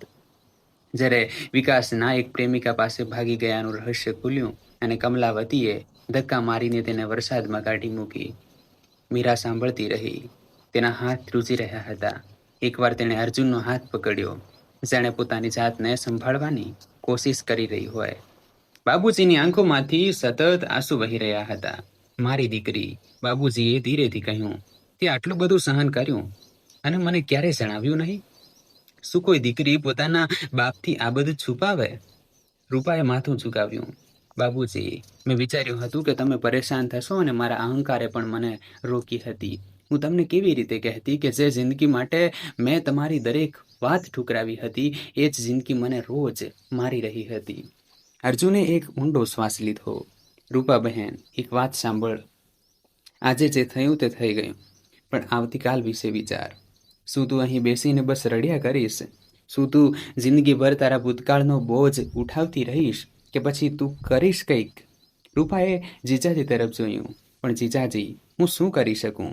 મારી પાસે કંઈ જ નથી, ન પૈસા, ન આવડત, ન કોઈ ઓળખ. અર્જુન હસ્યો. બહેન, જેણે આટલું બધું સહન કરી લીધું, જે વરસાદમાં રાતભર મંદિરના ઓટલા પર બેઠી રહી, જે પોતાના અપમાનને અંદર પીને પણ જીવતી છે, જે કોઈનાથી કમ નથી. તારી સૌથી મોટી તાકાત તું પોતે છે રૂપા. બસ તારે તારી જાત પર ભરોસો કરવો પડશે. મીરાએ આગળ કહ્યું. અને રૂપા, એક વાત યાદ રાખજે, તું એકલી નથી. અમે બધા તારી સાથે છીએ. જ્યાં સુધી આપણે સાથે છીએ, દુનિયાની કોઈ તાકાત તને ઝુકાવી શકતી નથી. રૂપાએ પહેલી વાર આખી રાત પછી થોડું સ્મિત કર્યું. દીદી, જીજાજી, તમે લોકોએ મને નવી જિંદગી આપી દીધી. આવનારા કેટલાક દિવસો સુધી રૂપા બસ આરામ કરતી રહી, ખાતી પીતી રહી, ઘરના કામમાં થોડો હાથ વટાવતી. પણ બાબુજીએ તેને કોઈ કામ કરવા ન દીધું. બેટા, અત્યારે તું બસ આરામ કર. તારું શરીર થાકેલું છે, મન થાકેલું છે. મીરા રોજ પોતાના સાસરેથી આવતી, રૂપા પાસે બેસતી, તેની સાથે વાતો કરતી, જૂની યાદો તાજી કરતી. મીરાનો સાથ રૂપાના જખમો પર મલમ સમાન હતો. પરંતુ એક દિવસ રૂપાએ મીરાને કહ્યું, દીદી, મારે હવે કંઈ કરવું છે. હું આ રીતે બાબુજીના માથે બોજ બનીને નથી રહી શકતી. મારે મારા પગ પર ઊભા રહેવું છે. મીરાએ રૂપાનો હાથ પકડ્યો. આ સાંભળીને બહુ ખુશી થઈ. રૂપા, ચાલ, આજે સાંજે હું અર્જુનજી સાથે વાત કરીશ. જોઈએ આપણે શું કરી શકીએ છીએ. એ જ સાંજે જ્યારે અર્જુન ઘરે આવ્યો, ત્યારે મીરાએ તેને રૂપાની વાત જણાવી. અર્જુન થોડી વાર વિચારતો રહ્યો. પછી બોલ્યો, મીરા, એક કામ છે. આપણી શાકભાજીની દુકાન હવે બહુ સરસ ચાલી રહી છે, પણ શહેરના બજારમાં માત્ર કાચું શાકભાજી વેચવાથી વધારે કમાણી ન થઈ શકે. જો આપણે શાકભાજીની સાથે સાથે અથાણું, પાપડ અને ઘરે બનાવેલા મસાલા પણ વેચીએ તો આ વધારે ફાયદાનો ધંધો છે. મીરાની આંખો ચમકી ઉઠી. આ બહુ સરસ આઈડિયા છે અર્જુનજી, અને આમાં રૂપા પણ આપણી મદદ કરી શકે છે. અથાણું બનાવવું, પાપડ વણવા, આ બધું તે આરામથી કરી શકે છે. અર્જુને માથું હલાવ્યું. બિલકુલ, અને આપણે ત્રણેય મળીને આ કામ કરીશું. જોજે, આપણું ઘર એટલી ઝડપથી આગળ વધશે કે લોકો જોતા રહી જશે. બીજા દિવસે આ વાત રૂપાને જણાવવામાં આવી. રૂપાની આંખો ભરાઈ આવી. દીદી, જીજાજી, મારા માટે આટલું બધું? તમે મને તમારા કામમાં ભાગીદાર બનાવી રહ્યા છો? અર્જુન હસ્યો. ભાગીદાર નહીં રૂપા બહેન, તું તો આપણી છે. જે આપણોની વચ્ચે હોય છે તે ભાગીદારી નથી હોતી, પણ આપણુંપણું પ્રેમ હોય છે. રૂપાએ જીજાજીના ચરણ સ્પર્શ કર્યા. જીજાજી, આ ઉપકાર હું જિંદગીભર નહીં ભૂલું. હું પણ જી જાનથી મહેનત કરીશ. તમે જોજો, બીજા જ દિવસથી કામ શરૂ થઈ ગયું. મિત્રો, રૂપા બાબુજીના ઘરેથી પોતાનો સામાન બાંધીને મીરાના ઘરે શિફ્ટ થઈ ગઈ, કારણ કે ત્યાં કામ કરવું સરળ હતું. કૌશલ્યા દેવીએ રૂપાનું સ્વાગત કર્યું. આવો બેટા, આ ઘર તારું છે. જ્યાં સુધી ઈચ્છે ત્યાં સુધી રહે. અમે તારી મોટી બહેનના પરિવારના છીએ, એટલે આ તારું પણ પોતાનું જ ઘર છે. રામ સ્વરૂપજીએ રૂપાના માથા પર હાથ મૂક્યો. બેટા, મારી કોઈ દીકરી નથી. મીરાને દીકરી માનીને લાવ્યો હતો. હવે તું પણ મારી બીજી દીકરી છે. આ ઘરમાં તને ક્યારેય પારકી નહીં સમજવામાં આવે. રૂપાને રડવું આવી ગયું. જે સાસરી તેના પિયર કરતાં 5 ગણી અમીર હતી, ત્યાં તેને એક પળ માટે પણ પોતાની નહોતી સમજવામાં આવી. અને અહીં આ નાનાથી ઘરમાં કોઈ પણ લોહીના સંબંધ વગર તેને દીકરીનો દરજ્જો મળી રહ્યો હતો. દીદી સાચું કહેતી હતી. રૂપાએ મનોમન વિચાર્યું, સંબંધ તો પૈસાથી નથી બનતા, દિલથી બને છે. કામ શરૂ થયું. રૂપાએ પહેલા દિવસથી જ પોતાને તેમાં ઝોંકી દીધી. સવારે 4 વાગે ઉઠતી, મીરા સાથે ચૂલો સળગાવતી, દૂધ દોહતી, રસોઈના કામ પતાવતી, પછી અથાણું બનાવવામાં વળગી જતી. રૂપાને કેરીનું અથાણું, લીંબુનું અથાણું, મરચાંનું અથાણું બધાની રેસીપી મીરાએ શીખવાડી, જે માએ બાળપણમાં મીરાને શીખવાડી હતી. એક દિવસ મીરાએ કહ્યું, રૂપા, માં કહેતી હતી કે દીકરી, અથાણામાં મીઠું અને તેલનું સાચું માપ જ તેની જાન છે. વધારે મીઠું નાખીશ તો કડવું થઈ જશે, ઓછું નાખીશ તો બગડી જશે. બિલકુલ જિંદગીની જેમ. રૂપાએ મીરાની આંખોમાં જોયું. દીદી, માની કેટલી વાતો તને યાદ છે?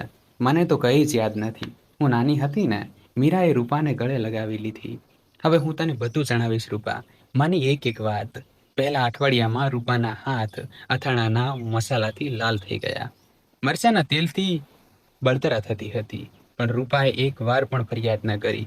પહેલા મહિનામાં માત્ર 20 કિલો અથાણું બન્યું. અર્જુને તેને બજારમાં પોતાની શાકભાજીની દુકાન પાસે રાખ્યું. નાની નાની શીશીઓમાં 50 રૂપિયાની એક શીશી. પહેલા અઠવાડિયામાં 15 શીશીઓ વેચાઈ, પણ એ 15 ગ્રાહકોએ પાછા આવીને કહ્યું, ભાઈ સાહેબ, આ અથાણું કમાલનું છે. હવે પછી વધુ આપજો અને સાથે અમારા સગા સંબંધીઓ માટે પણ આપજો. અર્જુન ખુશ થઈને ઘરે આવ્યો. મીરા, રૂપા, જુઓ, આ અથાણું લોકોને બહુ પસંદ આવી રહ્યું છે. હવે આપણે અથાણાનો જથ્થો વધારવો પડશે. રૂપાની આંખો ચમકી ઉઠી. આ તેના જીવનની પહેલી કમાણી હતી. તેની પોતાની પહેલી કમાણી, જે કોઈની દયાથી નહીં પણ પોતાની મહેનતથી કમાઈ હતી. રૂપાએ એ સાંજ ખૂબ જ ખુશ થઈને વિતાવી. રાત્રે જ્યારે તે સૂવા જઈ રહી હતી, ત્યારે તેણે મીરા પાસે જઈને તેનો હાથ પકડ્યો. દીદી, આજે પહેલી વાર મને લાગ્યું કે હું પણ કંઈક છું. મારી પણ આ દુનિયામાં કોઈ કિંમત છે. આ બધું તારા કારણે જ શક્ય બન્યું છે દીદી. મીરાએ રૂપાનો હાથ ચૂમી લીધો. ના રૂપા, આ તારા પોતાના કારણે છે. તે પોતાની જાતને ભાંગી પડવા ન દીધી. તું ઊભી થઈ, તું લડી અને તે પોતાની જાતને સાબિત કરી બતાવી. આ તારી જીત છે, મારી નાની બહેન. મિત્રો, આ 3 મહિના વીતી ગયા. રૂપાના અથાણાની માંગ એટલી બધી વધી ગઈ કે અર્જુને કામ પર બીજા 2 માણસો રાખવા પડ્યા. મીરાએ પાપડ બનાવવાનું કામ શરૂ કર્યું. મગના પાપડ, અડદના પાપડ, બટાકાના પાપડ. આ પણ બજારમાં હાથોહાથ વેચાવા લાગ્યા. એક દિવસ રૂપાએ કહ્યું, જીજાજી, કેમ આપણે આ બધાને એક બ્રાન્ડનું નામ ન આપીએ, જેથી લોકો ઓળખી શકે કે આ કોનો માલ છે? અર્જુન ખુશ થયો. આ બહુ સરસ વિચાર છે. શું નામ રાખીશું? રૂપા થોડીવાર વિચારતી રહી, પછી બોલી, 2 બહેનો. 2 બહેનોના અથાણા અને પાપડ, કારણ કે આ 2 બહેનોની મહેનતથી બન્યું છે, જેમની વાર્તા હવે એક થઈ ગઈ છે. મીરાની આંખો ભરાઈ આવી. રૂપા, આ નામ બિલકુલ સાચું છે. અર્જુને તરત જ બજારમાં જઈને એક બોર્ડ બનાવડાયું. 2 બહેનોના અથાણા અને પાપડ, અને પોતાની દુકાનની બહાર લગાવી દીધું. લોકો રોકાઈને વાંચતા. અરે આ જુઓ, 2 બહેનોનું બહુ પ્યારનું નામ છે. અને ગ્રાહકો હજુ વધારે વધવા લાગ્યા. 6 મહિના પછી અર્જુન, મીરા અને રૂપાએ મળીને શહેરમાં એક નાનકડી દુકાન ભાડે લીધી. 2 બહેનોના નામે, જે માત્ર ઘરના બનાવેલા અથાણા, પાપડ અને મસાલા મળતા હતા. દુકાન જોરદાર ચાલી નીકળી. 1 વર્ષમાં રૂપા, મીરા અને અર્જુને એટલું કમાઈ લીધું કે બેંકમાં થોડી બચત પણ થઈ ગઈ. અને એક દિવસ અર્જુને એક મોટો નિર્ણય સંભળાવ્યો. મીરા, રૂપા, હવે આપણે બસ આ નાની દુકાન સુધી સીમિત નહીં રહીએ. આપણે આપણું એક રેસ્ટોરન્ટ ખોલીશું, જ્યાં ઘરનું બનાવેલું જમવાનું મળશે, બિલકુલ માના હાથના સ્વાદ જેવું, જે આજના જમાનામાં લોકોને બહુ ઓછું મળે છે. મીરા અને રૂપા એકબીજા સામે જોઈને હસી પડી. રૂપાએ કહ્યું, જીજાજી, આ સપનું તો મારું પણ હતું, અને જુઓ, હવે રસ્તો આપોઆપ બનતો જઈ રહ્યો છે. એક રાત્રે રૂપા પોતાના રૂમમાં બેઠી હતી અને બારીમાંથી બહાર ચાંદાને જોઈ રહી હતી. અચાનક તેના મનમાં વિચાર આવ્યો, શું મારે વિકાસ સાથે ફરી સંપર્ક કરવો જોઈએ? શું મારે તેને કંઈક જણાવવું જોઈએ? પરંતુ પછી રૂપાએ પોતાનું માથું ઝુટક્યું. ના, જે માણસે મને એક રાત્રે એકલી છોડી દીધી, વરસાદમાં બહાર કાઢી મૂકી, જેણે પોતાની પ્રેમિકા માટે મને ફગાવી દીધી, એ માણસ વિશે હવે વિચારવાની પણ કોઈ જરૂર નથી. રૂપાએ પોતાની જાત સાથે એક વચન લીધું. હવે હું કોઈ પુરુષના સહારે નહીં જીવું. હવે હું મારા પોતાના દમ પર જીવીશ. જો ભગવાન ઈચ્છે અને ક્યારેય કોઈ સારો માણસ મળશે તો કદાચ નવી શરૂઆત કરી લઈશું. પરંતુ હવે મારો સૌથી મોટો સંબંધ મારી પોતાની જાત સાથે છે. મારા કામ સાથે છે અને મારી બહેન સાથે છે. રૂપાએ એક ઊંડો શ્વાસ લીધો અને સૂઈ ગઈ. ઘણા દિવસો પછી એક શાંતિભરી ઊંઘ આવી. પરંતુ મિત્રો, જિંદગીના ખેલ આટલા સહેલાઈથી નથી ચાલતા. રૂપાએ હજુ એક વધુ પરીક્ષા આપવાની બાકી હતી. એક દિવસ બજારમાં રૂપા પોતાની દુકાન પર ઊભી હતી અને એક ગ્રાહક સાથે વાત કરી રહી હતી. ત્યાં જ પાછળથી એક અવાજ આવ્યો, રૂપા. રૂપાએ પાછળ ફરીને જોયું અને એક પળ માટે તેના પગ નીચેથી જમીન સરકી ગઈ. સામે વિકાસ ઊભો હતો, પરંતુ આ એ વિકાસ ન હતો જે તેને યાદ હતો. આજે વિકાસનો ચહેરો સાવ ઉતરી ગયેલો હતો. વાળ વિખેરાયેલા હતા, આંખો નીચે કાળા કુંડાળા હતા અને કપડાં સાદા તેમજ મેલા હતા. વિકાસે રૂપાને જોઈ અને તેની આંખો ભરાઈ આવી. રૂપા, રૂપા, મને માફ કરી દે. રૂપા થોડી પળ ચૂપ રહી. પછી તેણે એક કડક અવાજમાં કહ્યું, દુકાન પર વાત નહીં કરું, ગ્રાહકો છે. જો કોઈ જરૂરી વાત હોય તો સાંજે 7 વાગ્યે આ બજારની પાછળ જે મંદિર છે ત્યાં આવી જજે. બસ 10 મિનિટ વાત થશે. રૂપા ફરી ગ્રાહક તરફ ફરી ગઈ, જાણે કંઈ થયું જ ન હોય. વિકાસ ઊભો રહ્યો, પછી ધીમે ધીમે ચાલ્યો ગયો. રૂપાએ પોતાની જાતને સંભાળી તો ખરી, પણ તેના હાથ ધ્રુજી રહ્યા હતા. દિલ બેચેન હતું અને અંદર એક તોફાન ઊભું થઈ ગયું હતું. મિત્રો, સૂરજ ધીમે ધીમે આથમી રહ્યો હતો. આકાશમાં લાલી છવાઈ ગઈ હતી અને બજારની દુકાનો એક એક કરીને બંધ થઈ રહી હતી. રૂપાએ પોતાની દુકાનને તાળું માર્યું, ચાવી પોતાના પર્સમાં મૂકી અને મીરાને કહ્યું, દીદી, હું થોડીવાર મંદિરે જઈને આવું છું. તમે જીજાજી સાથે ઘરે નીકળો, હું પછી પાછી આવી જઈશ. મીરાએ એક હળવા સ્મિત સાથે રૂપા સામે જોયું, પરંતુ તેની આંખોમાં ચિંતા હતી. રૂપા, બધું ઠીક છે ને?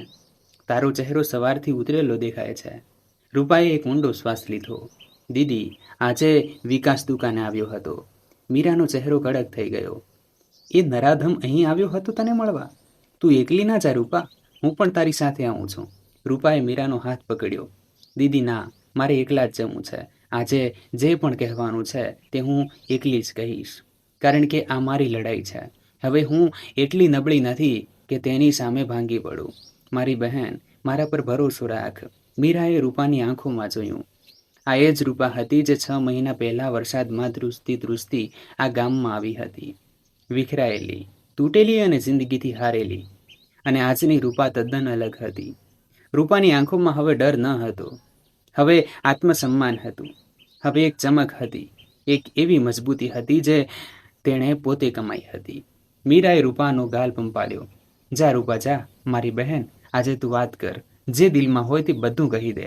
અને એક વાત યાદ રાખજે, તું એકલી નથી. જ્યારે તું ત્યાં ઊભી હોઈશ ને, ત્યારે અમે બધા તારી પાછળ ઊભા હોઈશું. પછી ભલે અમે દેખાતા ન હોઈએ. રૂપાએ મીરાને ગળે લગાવી અને મંદિર તરફ ચાલવા લાગી. મિત્રો, મંદિર બજારની પાછળ જ હતું. એક નાનકડું શિવ મંદિર, જેમાં પીપળાનું એક જૂનું ઝાડ હતું અને ઝાડ નીચે આરસ પહાડનો એક નાનકડો ઓરડો હતો. રૂપા ત્યાં પહોંચી અને ઓટલા પર બેસી ગઈ. મંદિરની ઘંટડીઓ સાંજની આરતીનો સંકેત આપી રહી હતી. હવામાં ધૂપની સુગંધ ફેલાયેલી હતી અને પીપળાના પાન હળવા પવનથી સરસરાઈ રહ્યા હતા. રૂપાએ એકવાર પોતાની આંખો બંધ કરી. હે મહાદેવ, આજે મને શક્તિ આપજો. આજે મને એવા શબ્દો આપજો કે હું જે કહેવા માંગુ છું તે બધું કહી શકું, ડર્યા વગર, સંકોચ વગર અને રડ્યા વગર. જ્યારે રૂપાએ આંખો ખોલી તો વિકાસ સામે ઊભો હતો. વિકાસના હાથ ધ્રુજી રહ્યા હતા, આંખોમાં આંસુ હતા અને તેણે માથું ઝુકાવેલું હતું, જાણે કોઈ ગુનેગાર કાયદાની સામે ઊભો હોય. રૂપાએ હાથના ઈશારાથી તેને ઓટલાના બીજા ખૂણા પર બેસવા કહ્યું. નજીક નહીં, દૂર. વિકાસ બેસી ગયો. એક લાંબી શાંતિ છવાઈ ગઈ. પછી વિકાસે ધીમેથી બોલવાનું શરૂ કર્યું. તેના અવાજમાં દર્દ અને પસ્તાવો હતો. રૂપા, હું જાણું છું કે મારી પાસે તને કહેવા માટે કોઈ શબ્દો નથી. મેં તારી સાથે જે કર્યું છે તે માફીને લાયક પણ નથી. પરંતુ રૂપા, હું તને બસ એટલું કહેવા આવ્યો છું કે મારી આંખો ખુલી ગઈ છે. બહુ મોડેથી, પણ ખુલી ગઈ છે. રૂપા ચૂપ રહી, બસ સાંભળતી રહી. વિકાસે આગળ કહ્યું, એ જે મારી પ્રેમિકા હતી, નીલિમા, જેની પાછળ હું ભાગ્યો હતો અને જેના માટે મેં તને ઠુકરાવી હતી. રૂપા, તેણે મને ધોકો આપ્યો. હું તેના માટે ઘર છોડીને ભાગી ગયો, મા બાપને છોડીને, તને છોડીને. જ્યાં સુધી મારી પાસે પૈસા હતા ત્યાં સુધી તે મારી સાથે હતી. જેવું જ મા બાપનું બધું ચાલ્યું ગયું અને હું ખાલી હાથ થઈ ગયો, તેણે મને બીજા માણસ માટે છોડી દીધો. રૂપાના ચહેરા પર કોઈ ભાવ ન હતા, બસ તે શાંતિથી સાંભળી રહી હતી. વિકાસનો અવાજ હવે ગદગદિત થવા લાગ્યો. રૂપા, મારી માં હવે બહુ બીમાર છે, પથારીવશ છે. પિતાજીને હાર્ટ એટેક આવ્યો હતો. હવે તેઓ પણ નબળા થઈ ગયા છે. અમારી કોઠી વેચાઈ ગઈ, દુકાનો વેચાઈ ગઈ. હવે આપણે ભાડાના 2 રૂમના મકાનમાં રહીએ છીએ. માં રોજ રડે છે અને કહે છે કે વહુને પાછી લઈ આવો બેટા, રૂપાને પાછી લઈ આવો. મેં એ દેવી જેવી દીકરી સાથે બહુ ખરાબ કર્યું છે. જો મરતા પહેલા તેની પાસે માફી નહીં માગું તો મારો આત્મા ભટકતો રહેશે. માં તને માં કહે છે. હવે મને તારી પાસે મોકલ્યો છે તેમણે. બસ એકવાર ચાલીને માને મળી લે. વિકાસની આંખોમાંથી આંસુ વહી રહ્યા હતા. તે લગભગ કરગરી રહ્યો હતો. રૂપા થોડીવાર ચૂપ રહી. પછી તેણે ધીમેથી બોલવાનું શરૂ કર્યું.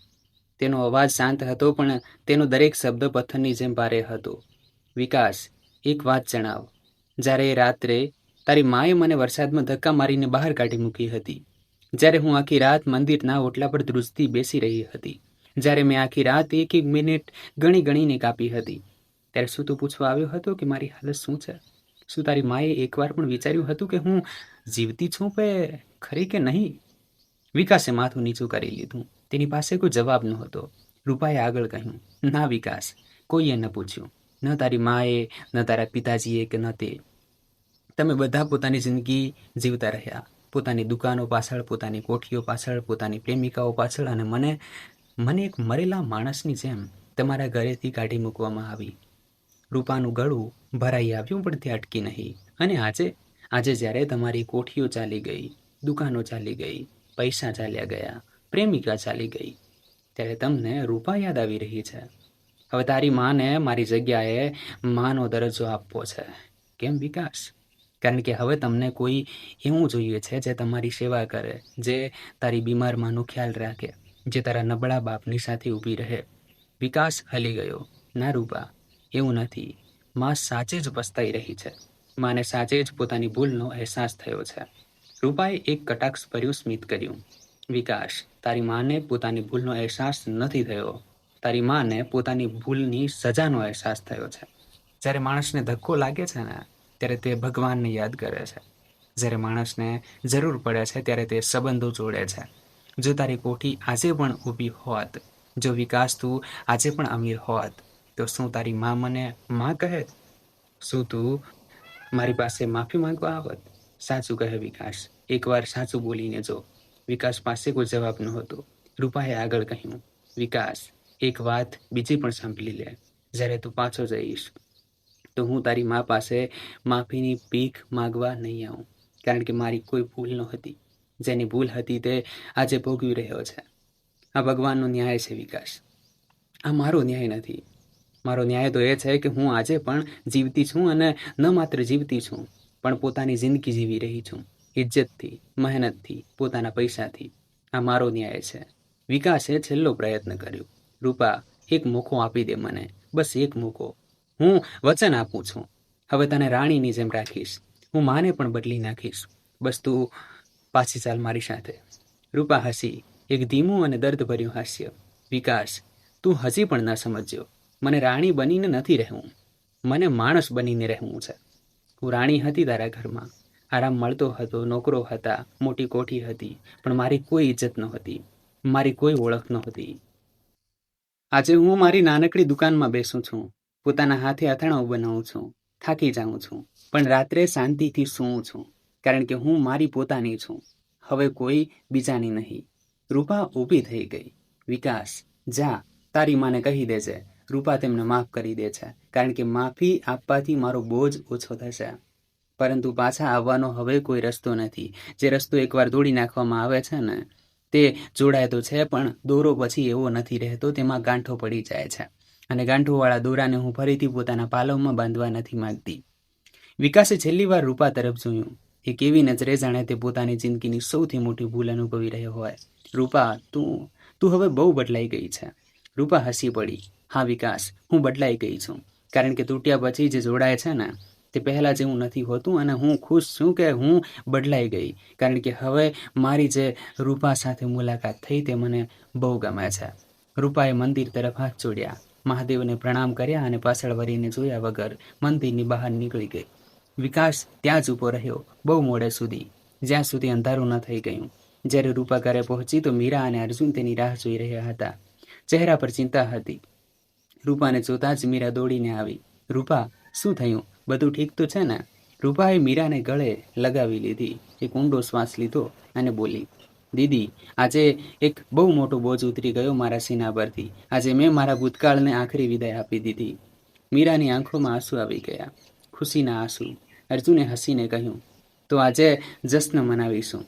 માજી, આજે ખાસ જમવાનું બનશે આપણી રૂપા બહેન માટે. કૌશલ્યા દેવી હસી પડ્યા. હા હા બેટા, આજે તો લાડુ બનાવવા પડશે અને ખીર પણ, કારણ કે આજે આપણી દીકરીએ પોતાની જિંદગીની સૌથી મોટી જીત હાસિલ કરી છે. આજે તે પોતાની જાતથી જીતી છે. તે રાત્રે આખા ઘરમાં ખુશીનો માહોલ હતો. મિત્રો, હવે આગળની વાર્તા સાંભળો, કારણ કે જિંદગી ક્યારેય ખાલી નથી રહેતી. જ્યારે તમે એક દરવાજો બંધ કરો છો ને, ભગવાન પોતે બીજો દરવાજો ખોલી દે છે. રૂપાએ વિકાસ વિશે વિચારવાનું બંધ કરી દીધું હતું. હવે તેની જિંદગીનો એક જ મકસદ હતો, પોતાનું કામ, પોતાની બહેન અને પોતાનો પરિવાર. એક દિવસ તેમના રેસ્ટોરન્ટમાં એક નવો ગ્રાહક આવ્યો મિત્રો. નામ હતું અનિકેત. ઉંમર 35 વર્ષ, ઊંચું કદ, ચહેરો સાદો પણ તેજસ્વી, આંખો પર ચશ્મા અને એક એવું સ્મિત જે બહુ શાંતિ આપનારું હતું. અનિકેત શહેરની એક પ્રાઇમરી સ્કૂલમાં માસ્ટર હતો. બહુ વધારે કમાણી તો નહોતી, પણ પોતાની મહેનત અને ઈમાનદારી હતી.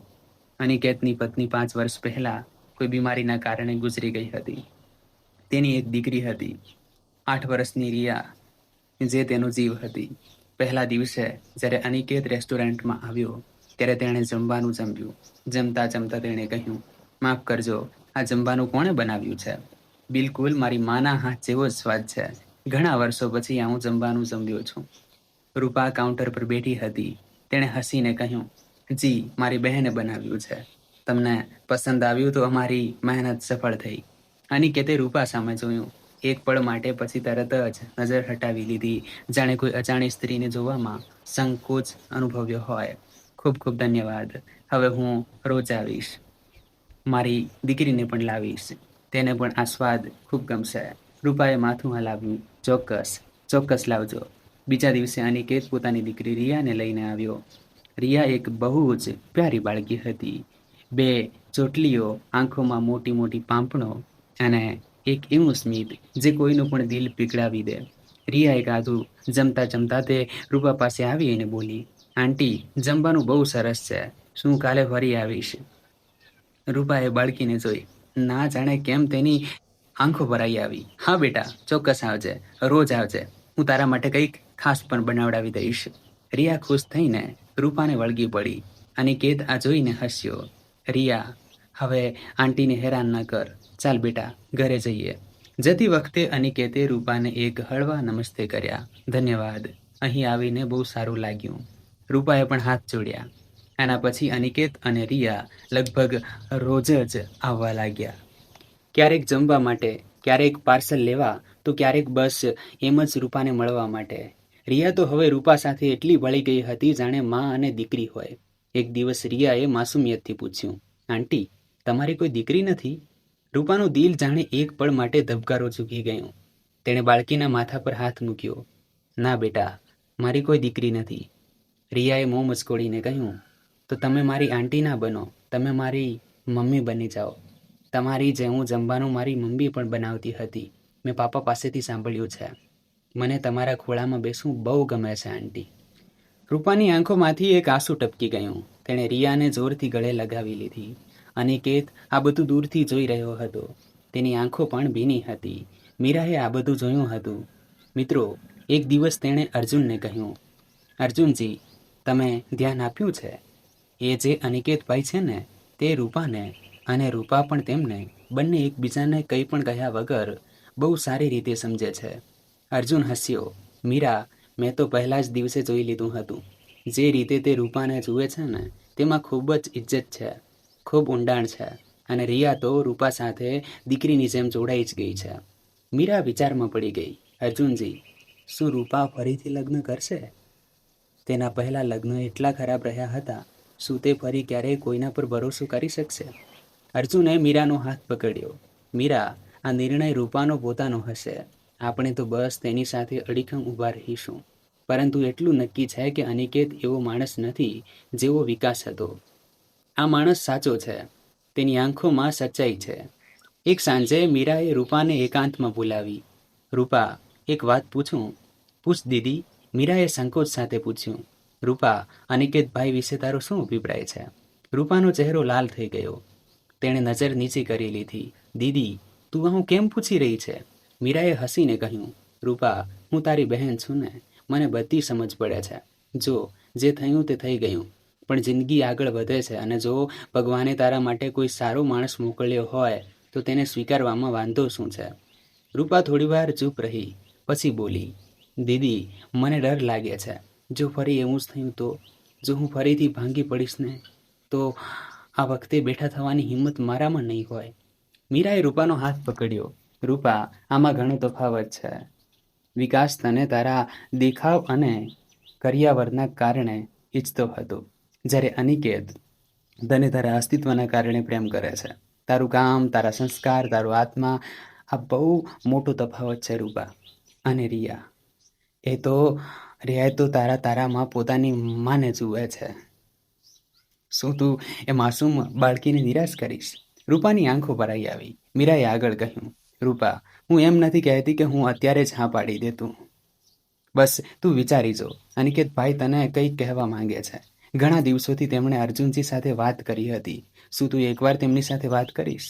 રૂપાએ ધીમેથી માથું હલાવ્યું. આવતા અઠવાડિયે અનિકેત અર્જુનના ઘરે આવ્યો. રૂપાને રૂમમાં બોલાવવામાં આવી. રૂપા નજર નીચી રાખીને બેસી ગઈ. અનિકેતે એક ઊંડો શ્વાસ લીધો અને ધીમેથી બોલ્યો. રૂપાજી, હું તમને એક વાત કહેવા માંગુ છું. જો મારી વાત તમને ખોટી લાગે તો મને માફ કરજો, પણ હું તમને આ કહ્યા વગર રહી શકતો નથી. રૂપા ચૂપ રહી.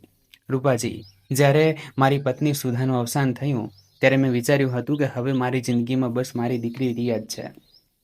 બીજા કોઈની કોઈ જગ્યા નથી. 5 વર્ષ આ જ વિચારમાં વીતી ગયા. મારા માતા પિતાએ ફરી લગ્ન કરવા માટે મને બહુ સમજાવ્યો, પણ મારું દિલ ક્યાંય ન ચોટ્યું.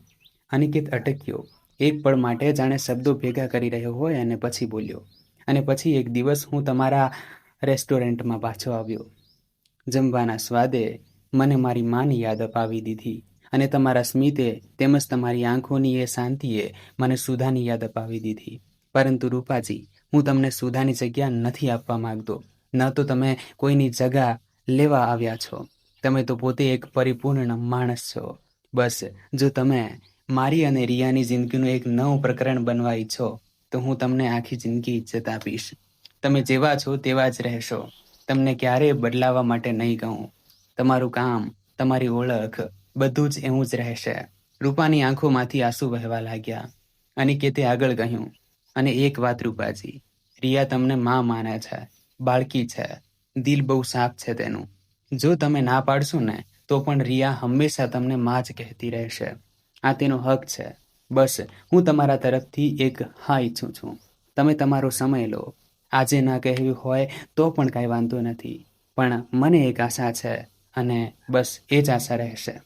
અનિકેત ઊભો થઈ ગયો. હું હવે નીકળું છું રૂપાજી, તમારો સમય બહુ કિંમતી છે. રૂપાએ તરત જ સાથ દીધો. રોકાઓ. અનિકેત અટકી ગયો. રૂપાએ માથું ઊંચું કર્યું. તેની આંખોમાં આંસુ હતા પણ એક ચમક પણ હતી. અનિકેતજી, એક વાત પૂછું? જી ચોક્કસ, રૂપાએ ધ્રુજતા અવાજે પૂછ્યું. શું તમે મારા ભૂતકાળ વિશે જાણો છો?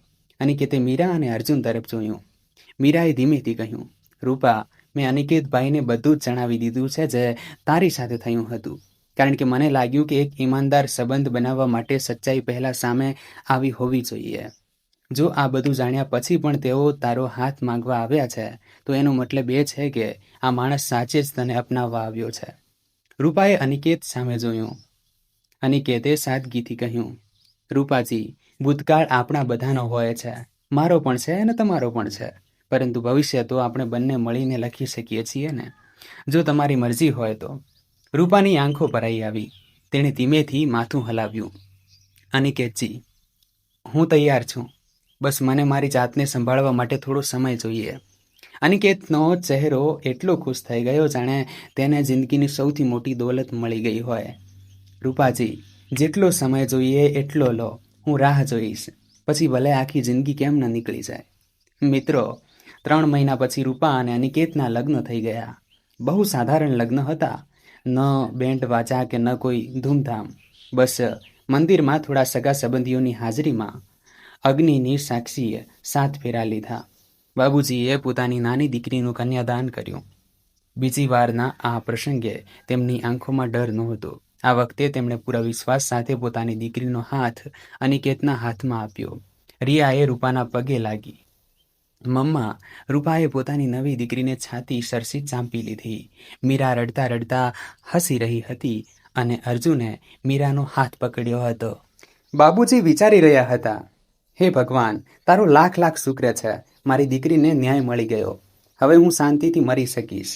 મિત્રો, હવે વાર્તાનો છેલ્લો ભાગ સાંભળો, જે કદાચ તમારી આંખોને પણ ભીંચવી દેશે. રૂપાના લગ્નના 1 વર્ષ પછી એક દિવસ સાંજે રૂપા પોતાના રેસ્ટોરન્ટ પર બેઠી હતી. ત્યાં જ દરવાજા પર એક ઝૂકેલી ઘરડી સ્ત્રી આવી. એક લાકડીના સહારે બહુ મુશ્કેલીથી ચાલતા ચાલતા તે અંદર આવી. રૂપાએ માથું ઊંચું કરીને જોયું અને એક પળ માટે તેના શ્વાસ અટકી ગયા. સામે કમલાવતી ઊભી હતી, પરંતુ આ એ કમલાવતી નહોતી જે રૂપાને યાદ હતી. આ એક બહુ જ ઘરડી, બહુ નબળી અને સાવ ભાંગી પડેલી સ્ત્રી હતી, જેની આંખો અંદર ઘસી ગઈ હતી. વાળ પૂરેપૂરા સફેદ થઈ ગયા હતા અને ચહેરા પર પેલો જૂનો અહંકાર હવે ક્યાંય નહોતો. કમલાવતીએ રૂપાને જોઈ અને તેની આંખોમાંથી આંસુ વહેવા લાગ્યા. રૂપા પણ ઊભી થઈ ગઈ, ધીમે ધીમે ડગલા ભરતા, જાણે તેને કંઈ સમજાતું નહોતું. કમલાવતી ધીમે ધીમે રૂપાની નજીક આવી અને અચાનક તે રૂપાના પગમાં પડી ગઈ. વહુ રૂપા, મને માફ કરી દે વહુ, મને માફ કરી દે. મેં તારી સાથે બહુ જ ખરાબ કર્યું હતું. હું અંધી હતી, અહંકારી હતી, જાલિમ હતી. મારી સજા ભગવાને મને આપી દીધી. મારો દીકરો વિકાસ 2 વર્ષ પહેલા એક અકસ્માતમાં ચાલ્યો ગયો. મારા પતિ પણ હવે આ દુનિયામાં નથી રહ્યા. હું સાવ એકલી પડી ગઈ છું. ન કોઈ પૈસા, ન કોઈ સહારા કે ન કોઈ સંતાન. વહુ, મને માફ કરી દે. બસ મને એકવાર માફ કરી દે. રૂપાને જાણે જમીન ગોળ ગોળ ફરતી લાગી. વિકાસ, જેનો ઉલ્લેખ સુદ્ધા તે પોતાની જિંદગીમાંથી ભૂસી ચૂકી હતી, તે હવે આ દુનિયામાં નહોતો રહ્યો. રૂપાનું દિલ ભારે થઈ ગયું. ભલે ગમે તે હોય, તે ક્યારેક તો તેનો પતિ હતો ને. એક પળ માટે જ સહી. રૂપાએ બહુ નાજુક હાથે કમલાવતીને ઊભી કરી. માજી, ઊભા થાઓ, પગે ના પડો. તમે મારી સાસુ છો, મારાથી મોટા છો. કમલાવતીએ રડતા રડતા કહ્યું, વહુ, હવે હું તારી સાસુ નથી, મારો દીકરો જ નથી રહ્યો. હવે હું કોઈની કંઈ નથી, બસ એક ભિખારણ છું, જે પોતાના કર્મોના બોજ નીચે દબાઈને દર દર ભટકી રહી છે. રૂપાની આંખોમાંથી આંસુ વહેવા લાગ્યા. આ કેવી જિંદગી હતી, જે અહંકાર પર કમલાવતી માથું ઊંચું રાખીને ચાલતી હતી. આજે એ જ સ્ત્રી તેના પગમાં આળોટી રહી હતી. રૂપાએ કમલાવતીને ખુરશી પર બેસાડી, પાણી લાવીને આપ્યું, જમવાનું આપ્યું. કમલાવતી ખાતા ખાતા રડતી રહી, વહુ, આ જમવાનું મને રોજ નથી મળતું. આટલા વર્ષોથી હું એક મંદિરની બહાર રહું છું, જે મળી જાય તે ખાઈ લઉં છું. રૂપાનું હૃદય દ્રવી ઉઠ્યું. તેણે તરત જ અનિકેતને ફોન કર્યો. અનિકેતજી, તમે જલ્દીથી રેસ્ટોરન્ટ આવી જાઓ. મારે તમારી સાથે એક જરૂરી વાત કરવી છે. અનિકેત આવ્યો. રૂપાએ તેને બધી વાત જણાવી. અનિકેતે રૂપાનો હાથ પકડ્યો. રૂપા, આ નિર્ણય તારો છે. તું જે પણ કરીશ, હું તારી સાથે છું. રૂપાએ કમલાવતીની સામે જઈને કહ્યું, માજી, હું તમને માફ કરું છું, દિલથી માફ કરું છું. તમે મારી સાથે જે કર્યું તે મેં બહુ પહેલાં જ પાછળ છોડી દીધું હતું, કારણ કે એ બોજ ઉઠાવીને ફરવાનો કોઈ ફાયદો નહોતો. અને રહી વાત આગળની, તો તમે મારી સાથે રહેશો. મારા ઘરમાં આજથી મારી સાસુ તરીકે નહીં, પણ એક મા તરીકે જે બેસહારા છે. કમલાવતી મોટેથી રડી પડી. ના વહુ, ના, હું આને લાયક નથી. મેં તારી સાથે શું શું કર્યું હતું અને તું મને શું આપી રહી છે. તું દેવી છે વહુ, તું દેવી છે. રૂપાએ કમલાવતીને ગળે લગાવી લીધી. માજી, જે થયું તે સમય હતો. આજે જે છે તે આપણે છીએ. ચાલો ઘરે ચાલો. તમારી પોત્રી રિયા સાથે મળાવું તમને. તે તમને બહુ પ્રેમ કરશે. રૂપા કમલાવતીને ઘરે લઈ આવી. રિયાએ જેવી જ કમલાવતીને જોઈ, તે દોડીને તેમને વળગી પડી. દાદી, તમે મારા દાદી છો ને? કમલાવતીની આંખોમાંથી આંસુની એક નવી ધારા વહી નીકળી. તે દિવસે કમલાવતીએ જાણ્યું કે અસલી અમીરી શું હોય છે, અસલી સંબંધો શું હોય છે અને અસલી ઘર કેવું હોય છે. જે પ્રેમ તે પોતાની આખી જિંદગીમાં દોલતથી ખરીદી શકી નહોતી, આજે એ જ પ્રેમ તેને એ જ વહુએ આપ્યો હતો, જેને તેણે એક રાત્રે વરસાદમાં ધક્કા મારીને બહાર કાઢી મૂકી હતી. મિત્રો, આ વાર્તા હતી મીરા અને રૂપાની, બે બહેનોની, જેમણે જિંદગીના બે અલગ રસ્તા પસંદ કર્યા. એકે પ્રેમ પસંદ કર્યો, એકે પૈસા, એકે સાદગી પસંદ કરી, એકે દેખાડો, એકે મહેનત પસંદ કરી, એકે આરામ. અને સમય બધાને પોતાની અસલી જગ્યા બતાવી દીધી. મિત્રો, જિંદગી એક એવી કિતાબ છે જેના પાના આપણે પોતે લખીએ છીએ. આપણા નિર્ણયો, આપણા કર્મો અને આપણી સોચ વિચાર જ નક્કી કરે છે કે આપણી વાર્તા કેવી બનશે. અભિમાન ગમે એટલું મોટું હોય, એક દિવસ ચોક્કસ તૂટે છે. પૈસા ભલે ગમે તેટલા હોય, પણ જો સંબંધો તૂટી ગયા તો તે રણના સોના જેવા નકામા છે. અને જો કોઈ માણસ મનથી ધારી લે કે તેને બેઠા થવું છે, તો દુનિયાની કોઈ તાકાત તેને પાડી શકતી નથી. રૂપા પડી હતી મિત્રો, પરંતુ ખરાબ રીતે પડી હતી. પણ તે ઊભી થઈ, પોતાની મહેનતથી ઊભી થઈ, પોતાની બહેનના પ્રેમથી ઊભી થઈ અને એક નવી જિંદગી બનાવી. અને યાદ રાખો, જે લોકો આજે તમને નીચા દેખાડી રહ્યા છે, જે આજે તમારા પર હસી રહ્યા છે, જે તમને તુચ્છ સમજી રહ્યા છે, એક દિવસ એ જ લોકો તમારા ચરણોમાં હશે. બસ તમારે હાર નથી માનવાની અને પોતાની અંદરના સારા માણસને મરવા નથી દેવાનો, કારણ કે અંતમાં જીત તેની જ થાય છે જેનું દિલ સાફ હોય છે. મિત્રો, જો તમને આ વાર્તા પસંદ આવી હોય, જો આણે તમારા દિલને સ્પર્શ કર્યો હોય, જો એક પળ માટે તમારી આંખોમાં આંસુ આવ્યા હોય, તો મહેરબાની કરીને આ વિડીયોને લાઈક કરવાનું ભૂલતા નહીં.